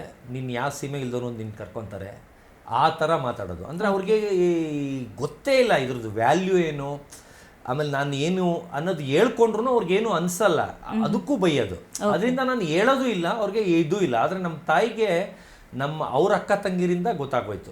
ಅವರೆಲ್ಲ TV ನೋಡ್ತಾರೆ, ಅದಕ್ಕೆ ನಮ್ಮ ಅಪ್ಪ ಅಮ್ಮ ನಾರ್ಮಲ್ ಕೀಪ್ಯಾಡ್ ಫೋನೇ ಯೂಸ್ ಮಾಡೋದು. ಅವರೇನು ಇದು ಸೋಷಿಯಲ್ ಮೀಡಿಯಾದವೆಲ್ಲ ಏನೂ ಗೊತ್ತಿಲ್ಲ. ದಿನ ಒಂದು ಅವಾರ್ಡು, ದಿನ ಒಂದೊಂದು ಸನ್ಮಾನ, ದಿನ ಪಾರ್ಟಿ ಫಂಕ್ಷನು, ಹಾರ ತರ್ತಾ ಇರ್ತಿಲ್ಲ. ನಿನ್ಗೇನು ಕೊಡ್ತಾರೆ, ನಿನ್ಗೇನು ಗೊತ್ತಿಲ್ಲ ಅಂತೀನಿ. ಯಾಕಂದ್ರೆ ಹೇಳಿದ್ರು ಅದನ್ನ ಅನುಭವಿಸೋ ಫೀಲ್ ಇರಬೇಕು, ಅವ್ರು ಅನುಭವಿಸಲ್ಲ. ಅದಕ್ಕೆ ಕ್ಯಾಕ್ರಸ್ ಉಗುರ್ಸ್ಕೊತೀನಿ. ಬಿಗ್ ಬಾಸ್ ಹೋಗ್ತೀನಿ ಅಂದಾಗ್ಲೂ ಕ್ಯಾಕ್ರಸ್ ಉಗ್ದಿದ್ದಾರೆ. ಲಾಸ್ಟ್ ದಿನ ಅಪ್ಪನಿಗೂ ಹೇಳಿಲ್ಲ, ಅಮ್ಮನಿಗೆ ಮಗನಿಗೆ ಹೇಳ್ಬಿಟ್ಟು ನಾನು ಆಚೆ ಬಂದೆ. ಓಕೆ ಸರ್, ಇನ್ನು ಏನಂದರೆ ನಮಗೆ ಒಂದು ಕ್ವಶನ್ ಏನಂದರೆ, ನೀವು ಇಂಟರ್ನ್ಯಾಷನಲ್ ಸೆಲೆಬ್ರಿಟಿ ಡಾಗ್ ಬ್ರೀಡರ್ ಆಗಿದ್ರಿ, ಆದರೆ ಬಿಗ್ ಬಾಸ್ ಬಂದ ಮೇಲೆ ನಿಮ್ಮ ಬಗ್ಗೆ ಹುಡುಕುವಂತಹ ಒಂದು ಅಂದರೆ ಗೂಗಲಲ್ಲಿ ಸರ್ಚ್ ಮಾಡೋರು ಜಾಸ್ತಿ ಆಗಿದ್ದಾರೆ. ಅಂದರೆ ನಿಮ್ಮದು ಡಾಗ್ ಬ್ರೀಡರ್ ಅಂತ ಸಿಗುತ್ತೆ ಹೊರತು ನಿಮ್ಮ ಒಂದು ಮೂಲ ಏನು, ನೀವು ಎಲ್ಲಿಯವರು ಏನು, ಯಾಕಂದರೆ ಬಿಗ್ ಬಾಸ್ ಬಂದಿದ್ದಾರೆ ಇವರು ಅಂದರೆ ಏನು ಇವರು ಎಲ್ಲಿ ಅಂತ ನಾವು ಕೂಡ ಸರ್ಚ್ ಮಾಡಿದ್ದೀವಿ. ಹಾಗಾಗಿ ನೀವು ಎಲ್ಲಿಯವರು, ಯಾವ ಊರವರು, ನೀವು ಮೂಲ ಎಲ್ಲಿ ಅಂತ. ಇಷ್ಟು ಚೆನ್ನಾಗಿ ಕನ್ನಡ ಮಾತಾಡ್ತೀರಾ, ನಮ್ಮ ಕರ್ನಾಟಕದವರೇ ಅಲ್ವಾ ನೀವು ಅಂತ ನೋಡ್ಲಿಕ್ಕೆ ಮಾತ್ರ ಸ್ವಲ್ಪ ಬಾಲಿವುಡ್ ಹೀರೋ ಆ ಥರ ಲೆವೆಲಲ್ಲಿ ಕಾಣ್ತೀರಾ. ಹಿಂದಿ ಮುಸ್ಲಿಮ್ಸ್ ಅಂತ ಅನ್ಕೊಳ್ತಾರೆ. ಆದ್ರೆ ನಾನು ಮಂಡ್ಯ ಹತ್ರ ಅಲ್ಲಿರೋದು ನಾಗಮಂಗಲ ತಾನೆ, ನೆಲಮಂಗಲ ಇಲ್ಲಿರೋದು, ಸಾರಿ ನಾಗಮಂಗಲ ಹತ್ರ ಬಳಪ್ ಕೊಪ್ಪನೋ ಬಳಪ್ ಮಂಡ್ಲನೋ ಬಾಯಿಂದ ಸ್ಟಾರ್ಟ್ ಆಗುತ್ತೆ. ಬಳಪ ಅಂತ ಏನೋ ಫಸ್ಟ್ ಊರು ಸ್ಟಾರ್ಟ್ ಆಗುತ್ತೆ, ಅದು ನಮ್ಮ ತಾತನೂರು. ನಾವು ಗಂಗಡ್ಕಾರ್ ಒಕ್ಕಲಿಗರು, ಗೌಡಾಸು ನಾವು. ಆದ್ರೆ ಕ್ಯಾಡಬಾಮ್ಸ್ ಅನ್ನೋದು ಕ್ರಿಶ್ಚಿಯನ್ಸ್ ನೇಮ್ ತರ ಕಾಣಿಸುತ್ತಂತೆ, ನೋಡಿದವರು ಕ್ರಿಶ್ಚಿಯನ್ಸ್, ಅದಕ್ಕೆ ಎಲ್ಲ ಕನ್ಫ್ಯೂಸ್ ಆಗ್ತಿದ್ದಾರೆ. ಇವ್ರು ಏನು ಕರ್ನಾಟಕದವರ, ಕ್ಯಾಡಬಾಮ್ಸ್ ಅಂದ್ರೆ ಕ್ರಿಶ್ಚಿಯನ್ ಅನ್ನೋ ತರ ಎಲ್ಲ ಅನುಮಾನಗಳು. ಕಾಲೇಜು ಡಿಗ್ರಿ ಮೂರನ್ನು ಕನ್ನಡ ಮೀಡಿಯಂ ಅಲ್ಲೇ ಓದಿರೋದು. ಎಲ್ಲ ಓದಿದ್ದು ಸರ್ ನೀವು? ನಾನು ಫಸ್ಟ್ ಹುಟ್ಟಿದ್ದು ಮೈಸೂರಲ್ಲಿ, ಅಂದ್ರೆ ಅಜ್ಜಿ ಮನೆಯಲ್ಲಿ ಇಟ್ಗೆಗೂಡು ಝೂ ಹತ್ರ. ನಮ್ಮ ತಾತ ಬಂದು ಝೂ ಅಲ್ಲಿ ಡೈರೆಕ್ಟರ್ ಆಗಿದ್ರು. ಅಮ್ಮ ಕ್ಯಾರಿಂಗ್ ಆದಾಗ ಅಜ್ಜಿ ಮನೇಲಿ ಬಾಣ್ತನ ಆಗ್ಬೇಕಲ್ಲ, ಮೈಸೂರಲ್ಲಿ ಹುಟ್ಟಿದ್ದು. ಅಲ್ಲಿಂದ ನಮ್ಮ ತಂದೆ ಚಾಮರಾಜನಗರದಲ್ಲಿ 3 ವರ್ಷ ಡಾಕ್ಟರ್ ಆಗಿದೆ. ಅಂದ್ರೆ ಡಾಕ್ಟರ್ಗೆ 3 ವರ್ಷ ಟ್ರಾನ್ಸ್ಫರ್ ಆಗ್ತಾ ಇರುತ್ತೆ. ಚಾಮರಾಜನಗರದಲ್ಲಿ 3 ವರ್ಷ ಮಗುವರೆಗೂ ಚಾಮರಾಜನಗರ, ಆಮೇಲೆ 3 ವರ್ಷ ತಿಪ್ಟೂರು, 3 ವರ್ಷ ಅರಸೀಕೆರೆ, 3 ವರ್ಷ ಹೊಸಕೋಟೆ. ಅಲ್ಲಿ 9th ಆ ಟೈಮಲ್ಲಿ ಇದ್ದೆ ಹೊಸಕೋಟೆಯಲ್ಲಿ. ಅಲ್ಲಿಂದ 10th ಬೆಂಗಳೂರಿಗೆ ಅಪ್ ಆ್ಯಂಡ್ ಡೌನ್ ಮಾಡ್ತಾ ಇದ್ದೆ. ಕಬ್ಬನ್ಪೇಟೆ ಲೂಟ್ಸ್ ಅಂತ ಅಲ್ಲಿಗೆ ಅಪ್ ಆ್ಯಂಡ್ ಡೌನ್ ಮಾಡ್ತಾ ಇದ್ದೆ. ಅದಾದಮೇಲೆ ಬೆಂಗಳೂರಿಗೆ ಶಿಫ್ಟ್ ಆಗೋದ್ವಿ. ಅವಾಗ ಅಪ್ಪನಿಗೆ ಕನಕಪುರಕ್ಕೆ ಶಿಫ್ಟ್ ಆಯಿತು. ಬೇರೆ ಬೇರೆ ಊರು, ಸುಳ್ಯ, ಕೊಯ್ಲಾ, ಮಂಗಳೂರು ಎಲ್ಲೆಲ್ಲೋ ಟ್ರಾನ್ಸ್ಫರ್ ಆಯಿತು. ಆದರೆ ನಾವು ಮಾತ್ರ ಬೆಂಗಳೂರಲ್ಲೇ ಸೆಟ್ಲ್ ಆದ್ವಿ. ಇವಾಗ ನೀವು ಇರೋದು ಬೆಂಗಳೂರಲ್ಲೇ? ಇವಾಗ ಬೆಂಗಳೂರಲ್ಲೇ. ಓಕೆ ಸರ್, ಇನ್ನು ನಿಮ್ಮ ಒಂದು ಫೇವ್ರೆಟ್ ನಾಯಿಗಳ ವಿಷಯಕ್ಕೆ ಬರೋದಾದರೆ, ನಿಮ್ಮ ಮನೆಯಲ್ಲಿ ಎಷ್ಟು ನಾಯಿ ಇದೆ ಸರ್? ಮನೇಲಿ ಒಂದು ನಾಯಿಯೂ ಇಲ್ಲ ಇವ್ರೆ. ನಿಜವಾಗ್ಲೂ ಸರ್? ಇದು ನಿಜಕ್ಕೂ ಆಶ್ಚರ್ಯ ಆಗುತ್ತೆ ಜನಗಳಿಗೆ. ಏನಕ್ಕೆ ಅಂದರೆ ನಾನು ಮನೇಲಿ 50 ನಾಯಿ ಮಾಡಿ ಮೇಲೆ ಸಾಕ್ಕೊಳ್ತಾ ಇದ್ದೆ. ಅವಾಗ ಏನಂದರೆ ನಮ್ಮ ಅಪ್ಪ ಅಮ್ಮನ ಭಯ ಇರಲಿಲ್ಲ, ಆದರೆ ಅಕ್ಕಪಕ್ಕ ಅವರೆಲ್ಲ ಕಂಪ್ಲೇಂಟ್ ಮಾಡಿ ನಮ್ಮ ಅಪ್ಪ ಅಮ್ಮ ಬೈದೇ ಇರೋರ್ನು ಅವ್ರಿಗೆ ಬಂದು ಕಂಪ್ಲೇಂಟ್ ಮಾಡಿ ಅವರಿಂದ ನನ್ನ ನೆಮ್ಮದಿ ಹಾಳು ಅಂದ್ಬಿಟ್ಟು ಹಿಂಗೆ ಈ ಕಿವಿಲ್ ಕೇಳಿ ಈ ಕಿವಿಲ್ ಬಿಟ್ಬಿಡ್ತಿದ್ದೆ. ಅವರು ಈ ಬುಡಕ್ ಬರ್ಸಿ ಈ ಬುಡದಿಂದ ಬೈತಿರಲಿಲ್ಲ, ಅದು ನಂಗೆ ದಿನ ಕೇಳಕ್ ಆಗ್ತಾ ಇರಲಿಲ್ಲ. 50 ನಾಯಿವರೆಗೂ ಮಾಡಿ ಮೇಲೆ ಇಟ್ಕೊಂಡಿದ್ದೆ. ಅಂದ್ರೆ ಮಾಡಿ ಮೇಲೆ ಅಷ್ಟು ನಾಯಿಗೆ ಸಾಧ್ಯ ಅಲ್ಲ, ಬೊಗಳೋದು, ಗಲೀಜು, ಸ್ಮೆಲ್ಲು, ಕ್ಲೀನಿಂಗು ಎಲ್ಲ ನಾನು ಒಬ್ಬನೇ ಯಾವ ಕೆಲಸದವ್ರನ್ನೂ ಇಟ್ಕೊಂಡಿರಲಿಲ್ಲ. ಅಷ್ಟು ನೀಟಾಗಿ ಮೇಂಟೈನ್ ಮಾಡ್ತಿದ್ದೆ. ಅದರಲ್ಲಿ ಹದ್ದು ಕಾಗೆಗಳಿಗೂ ಊಟ ಹಾಕೋದು ಆ ಥರ ಎಲ್ಲ ಎಕ್ಸ್ಟ್ರಾ ಇಟ್ಬಿಟ್ಟು ಅದು ತಿನ್ಕೊಂಡು ಹೋಗ್ಲಿ ಅಂದ್ಬಿಟ್ಟು ಆ ಲೆವೆಲ್ಗೆ ಮೇಂಟೈನ್ ಮಾಡ್ತಿದ್ದೆ. ಅದೇನಾಯ್ತು, ಅಕ್ಕಪಕ್ಕ ಮನೆಯವರು ಸ್ಮೆಲ್ಲು, ಗಲೀಜು, ವಾಸನೆ ಅಂತ ಜಗಳ ಸ್ಟಾರ್ಟ್ ಮಾಡಿದ್ರು. ಬೆಳಿಗ್ಗೆ ಬಾಕ್ಲು ದೊಡ್ದ್ಬಿಟ್ಟು ನನ್ನ ಹತ್ರ ಹೇಳಿದ್ರೆ ನಡೆಯಲ್ಲ, ಏನು ದಿನ ಜಗಳ ಆಗ್ತಿತ್ತು. ದಿನ ನನ್ನ ನೆಮ್ಮದಿನೇ ಹೋಗ್ಬಿಟ್ಟಿತ್ತು. ಏನಂದ್ರೆ ಇದಕ್ಕಿಂತ ಮುಂಚೆ ನಾನು ಸ್ಟಾರ್ಟ್ ಮಾಡಿದಾಗ್ಲೇನೆ ಟರ್ಮ್ಸ್ ಅಂತ ಸ್ಟಾರ್ಟ್ ಮಾಡಿದ್ದೆ. ಅಂದ್ರೆ ಟರ್ಮ್ಸ್ ಅಂದ್ರೆ ತಗೊಳ್ಳೋದು, ಯಾರಿಗಾರು ಫ್ರೀ ಕೊಡೋದು, ಅವ್ರು ಸಾಕೊಳ್ಳೋದು, ನಾನು ದುಡ್ಕೊಳ್ಳೋದು, ಆ ತರ ಟರ್ಮ್ಸ್ ತರ ಬಿಡಕ್ ಇದ್ದೆ. ಆಮೇಲೆ ಅವ್ರು ಮೋಸ ಮಾಡ್ತಾ ಇದ್ರು ಅಂದ್ಬಿಟ್ಟು ಎಲ್ಲ ಮನೆ ಮೇಲೆ ಹಾಕೊಳಕ್ ಸ್ಟಾರ್ಟ್ ಮಾಡಿದೆ. ಆಮೇಲೆ ನನಗೆ ಅದೇ ಬೆಸ್ಟ್ ಅನಿಸ್ಬಿಡ್ತು, ಯಾಕಂದ್ರೆ ಈ ನೆಮ್ಮದಿ ಹಾಳಾಗೋದ್ಕಿಂತ ಅದೇ ಬೆಸ್ಟ್ ಅನಿಸ್ಬಿಡ್ತು. ತಿರ್ಗಾ ಏನ್ ಮಾಡ್ಬಿಟ್ಟೆ, ಎಲ್ಲ ಜಗಳ ಆದ್ಮೇಲೆ ಒಂದು ಮನೆಯಿಂದ ಇನ್ನೊಂದು ಮನೆಗೆ ಶಿಫ್ಟ್ ಆದಾಗ ಅಲ್ಲಿ ನಾಯೇ ಇಡಬಾರ್ದು ಅಂದ್ಬಿಟ್ರು ನಮ್ಮಪ್ಪ. ಅವಾಗ 50 ನಾಯಿನು ಎಲ್ಲಾ ಮನೆಗೂ ಟರ್ಮ್ಸ್ ತರ.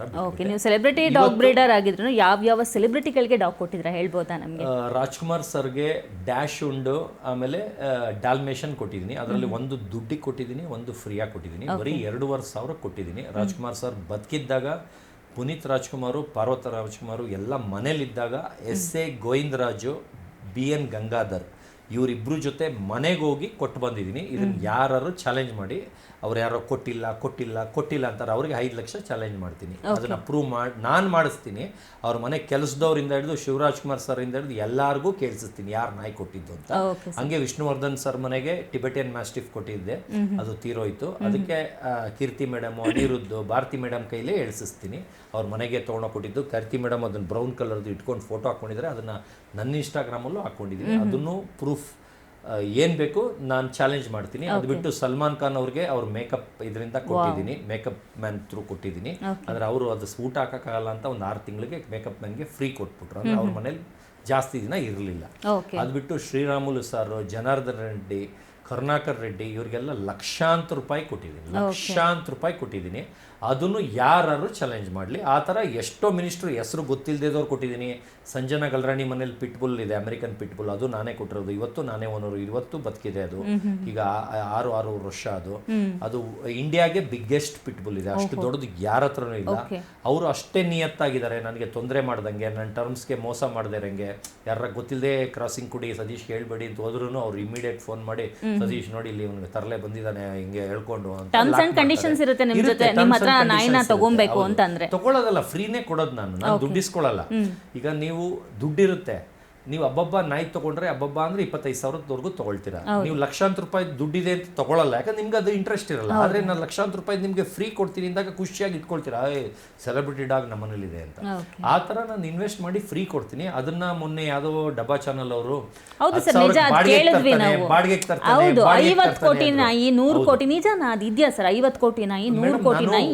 ಒಂದೇ ಒಂದು ಇದೇ ಹಾಲಲ್ಲಿ. ಈಗ ನೀವು ಬ್ಲೇಸರ್ಗಳ ಹಬ್ಬಬ್ಬ ಅಂತ ನೋಡಿದ್ರೆ ಎಷ್ಟು ರೇಟ್ ಇರುತ್ತೆ ನೀವು ನೋಡಿರಂಗೆ? ನಾವು ನೋಡಿರಂಗೆ ಒಂದು 5 ಲಕ್ಷ ಸರ್. 5 ಲಕ್ಷದವರೆಗೂ ನೋಡಿದೀರಾ ಬ್ಲೇಸರ್? ಹೌದು, ಅಂದ್ರೆ ಸೆಲೆಬ್ರಿಟಿಗಳು ಹಾಕುವಂತದ್ದು. ಸಲ್ಮಾನ್ ಖಾನ್ ಈಗ ನಾನು 2,80,000 ಇಲ್ಲಿ ಎದುರುಗಡೆನೆ ಇಟ್ಕೊಂಡಿದ್ದೀನಿ. ಅಂದ್ರೆ 25 ಲಕ್ಷ ಟೋಟಲ್ ಪರ್ಚೇಸ್ ಮಾಡಿರೋದು. ಅಂದ್ರೆ ಈ ಶರ್ಟ್ ಎಲ್ಲ ಸೇರಿ ಬರೀ ಬಿಗ್ ಬಾಸ್ ಮನೆ ಒಳಗೆ ಹಾಕೊಳ್ಳೋಕೆ ಹೊಸ ಬಟ್ಟೆಗಳು ಪರ್ಚೇಸ್ ಮಾಡಿರೋದು. ರಿಯಲಿ ಅಮೇಜಿಂಗ್ ಆಗಿದೆ ಸರ್. ನೀವು ಹಾಕಿದಂತ ಈ ಸೀಸನ್ ಅಲ್ಲಿ ಹಾಕಿದಂತ ಎಲ್ಲಾ ಡ್ರೆಸ್ಗಳು ಕೂಡ ತುಂಬಾ, ಅಂದ್ರೆ ಅಲ್ಲಿರೋರು ಕೂಡ ನಿಮ್ ಡ್ರೆಸ್ಗಳನ್ನ ನೋಡಿ ವಾವ್ ಅಂತಿದ್ರು. ಎಲ್ಲರೂ ಕೂಡ ನಿಮ್ ಡ್ರೆಸ್ ಬಗ್ಗೆನೇ ಮಾತಾಡ್ತಿದ್ರು. ಅಚ್ಚರಿ ಹೇಳ್ತೀನಿ, ಅದು ಪ್ಯಾಕ್ ಮಾಡಕ್ ಬರ್ತಾರಲ್ಲ, 2 ಹುಡುಗರು ಬಂದಿದ್ರು. ಆದ್ರೆ ಬಟ್ಟೆನೆಲ್ಲ ಒಳಗ್ ತಗೊಂಡೋಕೆ ಫಸ್ಟ್ ಹೋಗಕ್ಕಿಂತ ಒಂದು 5-6 ದಿವಸ ಮುಂಚೆ ಆ ಹುಡುಗಿರು ಬಾಂಬೆ ಅವರು, ಕನ್ನಡ ಬರಲ್ಲ, ಒಂದೊಂದು ಶರ್ಟ್ ಎತ್ತಿದ್ರೆ ವಾವ್ ಅನ್ಕೊಂಡು ಅದನ್ನೇ ಮುಟ್ಕೊಂಡು ಕೂತವ್ರೆ. ಈಗ ಹಾಕಿರೋದು ಎಷ್ಟು ಸರ್ ಇದು? ಯಾವುದು ಅದು ಹೇಳಿದ್ರೆ ಅದೇ ಟ್ರೋಲ್ ಮಾಡ್ತಾರೆ, ಬಿಟ್ಬಿಡಿ ಅದು. ಒಂದ್ ನಿಮಿಷ, ಇದು ನಾನು 3 ವಾರದಲ್ಲಿ ಏನಾಗ್ದೆ ಅದಕ್ಕಿಂತ 5 ಪಟ್ಟು ಎಕ್ಸ್ಟ್ರಾ ತೊಗೊಂಡೋಗಿದ್ದೆ, ಆದರೆ 3 ವಾರದಲ್ಲಿ ಆಚೆ ಬಂದಿರೋದ್ರಿಂದ ಹಾಕೊಳಕ್ ಆಗ್ತಾಯಿಲ್ಲ. ಈ ನೋಡಿ, ಇದು ಅವತ್ತು ಅಲ್ಲಿ ಒಳಗೆ ಹಾಕಿಲ್ಲ, ಇದು ಒಳಗೆ ಹಾಕಿಲ್ಲ, ಅಂದರೆ ಎಲ್ಲ ಈಗ ಯೂಸ್ ಬರ್ತಾ ಇದೆ. ನಾನು ಒಳಗೆ ಹಾಕಕ್ಕೆ ಅಂತ ತೊಗೊಂಡಿದ್ದು ಇವತ್ತೇ ಬೋಣಿ ಇದನ್ನು ಹೊಸ ಇವತ್ತೇ ಇಲ್ಲಿಗೆ. ಸ್ಟೇಜ್ ಮೇಲೆ ಹಾಕಿದ್ರಲ್ಲ sir first day maroon colour blazer, ಅದೆಷ್ಟು ಸರ್? ಅದು 2,80,000. ಎಲ್ಲಾರು ನಕ್ಕಿದ್ರು, ಒಳಗಿರೋರು ನಕ್ಕಿದ್ರು. ಇವಾಗ ಬಂದಿದ್ ಮೀಡಿಯಾಗೆಲ್ಲ ಅದನ್ನ ಕೈ ಕೊಟ್ಬಿಟ್ಟು ಅದು ಲೇಡೀಸ್ಗೆ ಕೊಡ್ತಾ ಇದ್ದೀನಿ, ಯಾಕಂದ್ರೆ ಲೇಡೀಸೇ ಬ್ಲೌಸ್ ವರ್ಕ್ ಅದು ಕ್ವಾಲಿಟಿ ಡಿಫ್ರೆನ್ಸ್ ಗೊತ್ತಾಗೋದು. ನಾವೊಂದ್ಸಲ ನೋಡ್ಬೋದಾ ಸರ್? ನೋಡಿ ಮೇಡಮ್, ಸರ್ ಕೊಡಿ ಒಂದು ನಿಮಿಷ. ಆ ವರ್ತ್ ನೀವು ತೋರಿಸ್ಕೊಂಡು ನಿಮ್ ಬಾಯಿಂದ ಮನಸ್ಸಿಂದ ಹೇಳಿ, ನೀವು ಸುದೀಪ್ ಸರ್ ಜೊತೆ ಸ್ಟೇಜ್ ಕಾಣ್ತಾ ಇದೆಯಾ ಅಂತ. ಆ ರಿಚ್ನೆಸ್ ಸ್ಟೇಜ್ ಮೇಲೆ ಹಾಕಿದಂತ ಬ್ಲೇಸರ್ ಇದು. ಹೌದು ಇವ್ರೆ, 2.5 ಲಕ್ಷದ ಬ್ಲೇಸರ್. ಇದನ್ನ ಹಿಂದಿನ ದಿವಸ ನನ್ನ ಫ್ರೆಂಡ್ಸ್ಗೆಲ್ಲ ಕರೆದು ಸೀ ಫುಡ್ ತಿನ್ಸಿ ಪಾರ್ಟಿ ಮಾಡಿ ಇದನ್ನ ಲಾಂಚ್ ಮಾಡಿದೀನಿ. ಈ ಬ್ಲೇಸರ್ರೇ ಹಾಕೋಬೇಕು ಅಂತ. ಈಗ ನೀವು ಮುಟ್ಟಿದ್ರೆ, ಈಗ ಲೇಡೀಸ್ದು ಈ ತರ ಎಷ್ಟೋ ವರ್ಕ್ ಇರುತ್ತೆ, ಅದಕ್ಕೂ ಇದಕ್ಕೂ ಅಜಗಜಾಂತರ ಕ್ವಾಲಿಟಿ ಇದೆಯಾ ಅನ್ನೋದು ನಿಮ್ ಬಾಯಿಂದ ರಿಯಲ್ ಆಗಿ ಹೇಳಿ. ವರ್ಕ್ ತುಂಬಾ ಕಾಸ್ಟ್ಲಿ ಇದೆ, ನಾನು ನೋಡಿದಂಗೆ. ಇದರಲ್ಲಿ ಗೋಲ್ಡ್ ಬಳಸಿದ್ದಾರೆ ಸರ್? ಅದ್ ಗೊತ್ತಿಲ್ಲ. ಒಟ್ನಲ್ಲಿ ಫಿನಿಶಿಂಗ್ ಆಗ್ಲಿ ಇದಾಗ್ಲಿ ಆ ರಿಚ್ನೆಸ್ ಅಷ್ಟು ವರ್ತ್ ತರ ಕೆಲಸ ಇದೆಯಾ? 2.5 ಲಕ್ಷ ಬ್ಲೇಸರ್ ಸರ್, ತುಂಬಾ ಚೆನ್ನಾಗಿದೆ. ನಿಮ್ಮ ಮೈ ಮೇಲೆ ಅಂತೂ ಇನ್ನೂ ತುಂಬಾ ಚೆನ್ನಾಗಿದೆ. ಇಲ್ಲ, ಖಂಡಿತ ನೋಡಿದ ತಕ್ಷಣ ಅನಿಸ್ತಿದೆ. ಹೌದು, ಎಸ್, ಅದನ್ನ ಒಪ್ಕೊಂಡ್ರಲ್ಲ ಅಷ್ಟೇ ನನಗೆ. ಯಾಕಂದ್ರೆ ಜನ ನಂಬಲ್ಲ. ಕೈ ಕೊಟ್ಬಿಟ್ಟು ನಿಮ್ಗೆ ಕೊಟ್ಟಿದ್ದೀನಿ, ಲೇಡೀಸ್ಗೆ ಕೊಟ್ಟಿದ್ದೀನಿ. ಜೆಂಟ್ಸಿಗೆ ಕೊಟ್ರೆ ಅಂತಾರೆ, ಲೇಡೀಸ್ ಬ್ಲೌಸ್ ಹಿಂಗೆ ಇರುತ್ತೆ ಅಂತಾರೆ. ಆ ಫಿನಿಶಿಂಗು, ಈ ಫಿನಿಶಿಂಗು, ಈ ವರ್ಕು ಮಿಷಿನ್ ಅಲ್ಲೂ ಈ ಕ್ವಾಲಿಟಿ ಫಿನಿಶ್ ಆಗಲ್ಲ, ಹ್ಯಾಂಡ್ ವರ್ಕ್ ಮಾಡಿರೋದು. ಓಕೆ, ಅದ್ರ ತೂಕನೇ ಎಷ್ಟಿದೆ ನೋಡಿದ್ರ, ಭಾರ? ಹೌದು, ತುಂಬಾ ಭಾರ ಇದೆ. ಓಕೆ ಸರ್, ಇನ್ನ ಬಿಗ್ ಬಾಸ್ ವಿಷಯಕ್ಕೆ ಬರೋದಾದ್ರೆ, ನೀವು ಮೊದಲೇ ಡಾಗ್ ಬ್ರೀಡರು, ತುಂಬ ನಾಯಿಗಳ ಬಗ್ಗೆ ತುಂಬ ಪ್ರೀತಿ ಇದೆ. ಈಗ ಒಬ್ಬೊಬ್ಬರಾಗಿ ನೀವು ಅಲ್ಲಿ ಯಾವ ನಾಯಿಗೆ ಹೋಲಿಕೆ ಮಾಡ್ತೀರಾ ನಿಮ್ಮ ಕಂಟೆಸ್ಟೆಂಟ್ಸ್ನ? ಅಂದರೆ ನೀವಾಗಲೇ ಹೇಳಿದ್ರಿ, ರಾಶಿಕಾ ಅವರು ಬೊಬೋ ಅಂತ ಬರ್ತಿದ್ರು, ಗಿಲ್ಲಿ ಅವರು ನನ್ನನ್ನು ನಾಯಿ ಥರನೇ, ಅಂದರೆ ಸುಮ್ಮನೆ ಫನ್ನಿಯಾಗಿ ಅಷ್ಟೇ. ಈಗ ಅಶ್ವಿನಿ ಗೌಡ ಅವ್ರನ್ನ ನೋಡಿದ್ರೆ ನೀವು ಯಾವ ಒಂದು ನಾಯಿಗೆ ಹೋಲಿಕೆ ಮಾಡ್ತೀರಾ? ಅಂದರೆ ನಾಯಿ ಅಂದರೆ ಇಲ್ಲಿ ಕೆಳಮಟ್ಟದಲ್ಲಿ ನಾವು ಹೇಳ್ತಾ ಇಲ್ಲ, ನಿಮಗೆ ತುಂಬ ಇಷ್ಟ. ಇಲ್ಲ ಇಲ್ಲ ಸರ್, ಅವ್ರು ನೋಡು ನಿಮ್ಗೆ ಯಾವ ಒಂದು ವೂಲ್ಫ್, ನೀವ್ ಹೇಳಿದ್ರಲ್ಲ 50 ಕೋಟಿ ಡಾಗ್ ಅಂತ. ಅಲ್ಲ, ಆದ್ರೆ ಏನಾಗುತ್ತೆ, ತಪ್ಪಾಗುತ್ತೆ, ಆದ್ರೂ ಬೇಡ ಅಂತ ಅನಿಸ್ತಿದೆ. ಯಾಕಂದ್ರೆ ಅವರು ಆಚೆ ಬಂದ್ಮೇಲೆ ನನ್ನ ಮೇಲೆ ಬೇಜಾರು ಮಾಡ್ಕೊಂತಾರೆ. ಓಕೆ ಸರ್, ಓಕೆ, ಬೇಡ. ಓಕೆ ಸರ್, ಇನ್ನು ಕೊನೆಯದಾಗಿ ಬಿಗ್ ಬಾಸ್ ಬಗ್ಗೆ, ಮತ್ತೆ ವೈಲ್ಡ್ ಕಾರ್ಡ್ ಎಂಟ್ರಿನಲ್ಲಿ ನಾವು ಸತೀಶ್ ಅವ್ರನ್ನ ಕರೆಸ್ತೀವಿ, ಹೋಗೋ ಚಾನ್ಸ್ ಇದೆ ಅಂದರೆ ಯಾವ ಥರ ಇರುತ್ತೆ ನಿಮ್ಮ ಆಟ ಅಂತ? ಇಲ್ಲ, ನನಗೆ ಏನಂದರೆ ಮೇಡಮ್, ನಂದು ಮೂಡಿ, ನನಗೆ ನೀವು ವ್ಯಾಲ್ಯೂ ಕೊಟ್ರ, ನಿಮ್ಮದು ಶೂ ಅಲ್ಲ ಚಪ್ಪಲ್ಲು ತೊಳೆದು ಕೊಡ್ತೀನಿ, ಬಟ್ಟೆ ಅಂಡರ್ವೇರ್ ಏನು ಕೊಡಿ, ನಿಮ್ಮ ಕೆಲಸ ಎಲ್ಲ ನಾನು ಮಾಡ್ತೀನಿ. ನನಗೆ ವ್ಯಾಲ್ಯೂ ಕೊಡಬೇಕು. ಅವ್ರು ವ್ಯಾಲ್ಯೂ ಕೊಡದೆ ನಾನು ಮಾತಾಡೋಕೆ ಹೋದಾಗೆಲ್ಲ ತುಳಿಯೋದು ಮಾಡಿದ್ರೆ ಅದೇನಾಗುತ್ತೆ, ನಾನು ಏನು ಮುಂದಕ್ಕೆ ಹೋಗೋಕ್ಕೆ ಆಗಲ್ಲ. ಅಂದರೆ ಅಲ್ಲೇ ಬ್ರೇಕ್ ಆಗ್ತಾ ಇರ್ತಾರೆ ಇವರು. ಆ ಥರ ಏನಾಗಿದೆ, ಇವರು ಒಂದು ಗ್ಯಾಂಗ್ ಮಾಡ್ಕೊಂಬಿಟ್ಟಿದ್ದಾರೆ. ಅವ್ರು ಮಾತ್ರ ಸುಪೀರಿಯರು, ಮಿಕ್ದವರೆಲ್ಲ ವೇಸ್ಟ್ ಥರ ಒಂದು ಮಾಡ್ಕೊಂಬಿಟ್ಟು ಸಪ್ರೇಟ್ ಒಬ್ಬನ್ನ ಮಾಡಿಬಿಟ್ರೆ ಹೆಂಗಾಗುತ್ತೆ ಅವ್ರಿಗೆ. ಇವಾಗ ನೋಡಿ, ಆ ಹುಡುಗಿ ಎಷ್ಟು ಜೋಶಲ್ಲಿ ಬಂದ್ಲು, ರಕ್ಷಿತಾ ಶೆಟ್ಟಿ. ಇವಾಗ ಅವಳನ್ನ ಹೆಂಗ್ ಡಲ್ ಮಾಡಿದ್ದಾರೆ ಅಂದ್ರೆ, ಆ ಹುಡುಗಿ ಪಾಪ ಮಾತಾಡಕ್ಕೆ ಹೆದರ್ಕೊಳ್ಳುತ್ತೆ. ಫಸ್ಟ್ ಡೇ 1-2-3 ದಿವಸಕ್ಕಿಂತ ಎಷ್ಟೋ ಮೈನಸ್ ಮಾಡಿಸ್ಬಿಟ್ಟಿದ್ದಾರೆ. ಅಂದ್ರೆ ಅವಳಿಗೆ ಎದುರಿಸಿ ಬದುರಿಸಿ. ಓಕೆ ಸರ್, ಇವಾಗ ನಿಮಗೆ ಗೊತ್ತಾಗಿದೆ ಒಂದು ಸ್ಟ್ರಾಟಜಿ, ಅಲ್ಲಿ ಮನೇಲಿರೋರು ಯಾವ ತರ ಅಗ್ರೆಸಿವ್ ಆಗಿ ಬಿಹೇವ್ ಮಾಡ್ತಾರೆ ಅಂತ. ನಿಮ್ನ ಒಂದು ಚಾನ್ಸ್ ಮತ್ತೆ ಸಿಕ್ಕಿದ್ರೆ ವೈಲ್ಡ್ ಕಾರ್ಡ್ ಎಂಟ್ರಿ ಹೆಂಗಿರುತ್ತೆ ಸರ್ ನಿಮ್ಮ ಆಟ ಅಂತ?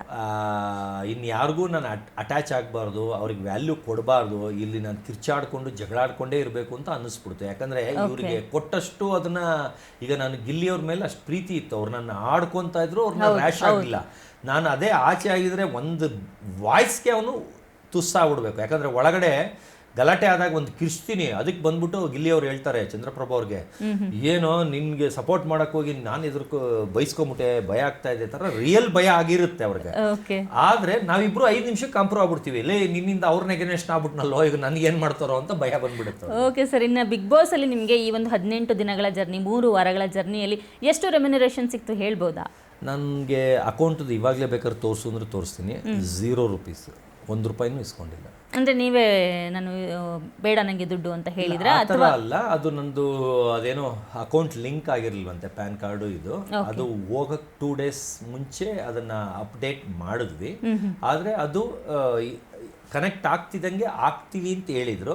ನಾನೇನಾದ್ರು ದುಡ್ಡು ಅರ್ಜೆಂಟ್ ಮಾಡಿದ್ನ ಸಾರ್ ಅಂತ ಕೇಳಿದೆ. ಅಂದ್ರೆ ಬೇರೆಯವರೆಲ್ಲ ಪೇಮೆಂಟ್ ಒಳಗಡೆನು ಪೇಮೆಂಟ್ ಇನ್ನೂ ಕೂಡ ₹1 ಕೂಡ ಸತೀಶ್ ಅವ್ರ ಕೈಗೆ ಬಂದಿಲ್ಲ. ಕೇಳೂ ಇಲ್ಲ, ನಾನು ಬಾಯಿ ಬಿಟ್ಟು ಕೇಳಿಲ್ಲ, ₹1 ನನ್ನ ಅಕೌಂಟಿಗೆ ಬಂದಿಲ್ಲ. ನಾನು ಯಾಕೆ ಬಂದಿಲ್ಲ, ಯಾವಾಗ ಆಗ್ತೀರಾ ಅಂತಲೂ ಕಾಲ್ ಮಾಡಿ ಇದಾಗಿಲ್ಲ. ನಾನು ಇವತ್ತು ಬೆಳಿಗ್ಗೆನೆ ಚೆಕ್ ಮಾಡಿದ್ದು, ಅಂದ್ರೆ ಏನಾದ್ರು ಕ್ವಶನ್ ಕೇಳಿದ್ರೆ ಅಂತ. ಇವತ್ತವರೆಗೂ ನಾನು ₹1 ಬಂದಿಲ್ಲ. ಆಮೇಲೆ ನಾನು ಕೇಳಿಲ್ಲ, ಆದ್ರೆ ಆಮೇಲೆ ದುಡ್ಡಿಂದೇ ಹೋಗಲ್ಲ, ದುಡ್ಗೋಸ್ಕರ ಹೋಗಿಲ್ಲ. ನನ್ನ ಹೆಸರು ಮಾಡಕ್ಕೆ ನನ್ಗೆ ಆ ವೇದಿಕೆ ಬೇಕಾಗಿತ್ತು, ಅದಕ್ಕೋಸ್ಕರ ಹೋದೆ. ಇರೋದು 3 ವಾರ ಆದ್ರೂ ಹಿಸ್ಟ್ರಿ ಕ್ರಿಯೇಟ್ ಮಾಡ್ತೀನಿ ಅಂತ ಹೇಳಿದ್ದೆ. ಹಂಗೆ ಮಾಡಿದೀರಾ? ಸೀಸನ್ 1 ಇಂದ 12 ಎಷ್ಟು ಜನ ಬಂದ್ರು ಹೋದ್ರು, ಸೀಸನ್ 12 ವಿನ್ನರ್ಗಿಂತ ಹೆಸರು ಮಾಡ್ತೀನಿ. ಆಚೆ ಬಂದಿದ್ರು ಬಿಗ್ ಬಾಸ್ ಇಂದನೇ ಹೆಸರು ಮಾಡ್ತೀನಿ. ಅದು ಸೀಸನ್ 12 ವಿನ್ನರ್ಗಿಂತ ಟ್ರಿಬಲ್ ಹೆಸರು ಮಾಡಿ. ಹೌದು ಸರ್, ಈಗ ನೀವು ಬಿಗ್ ಬಾಸ್ ಇಂದ ಬಂದ್ಮೇಲೆ ಅದೊಂದು ಹೈಪ್ ಇದೆಯಲ್ಲ, ಅದೇನೇ ಬೇರೆ. ಇದಕ್ಕಿಂತ ಮುಂಚೆಂದು ಒಂದು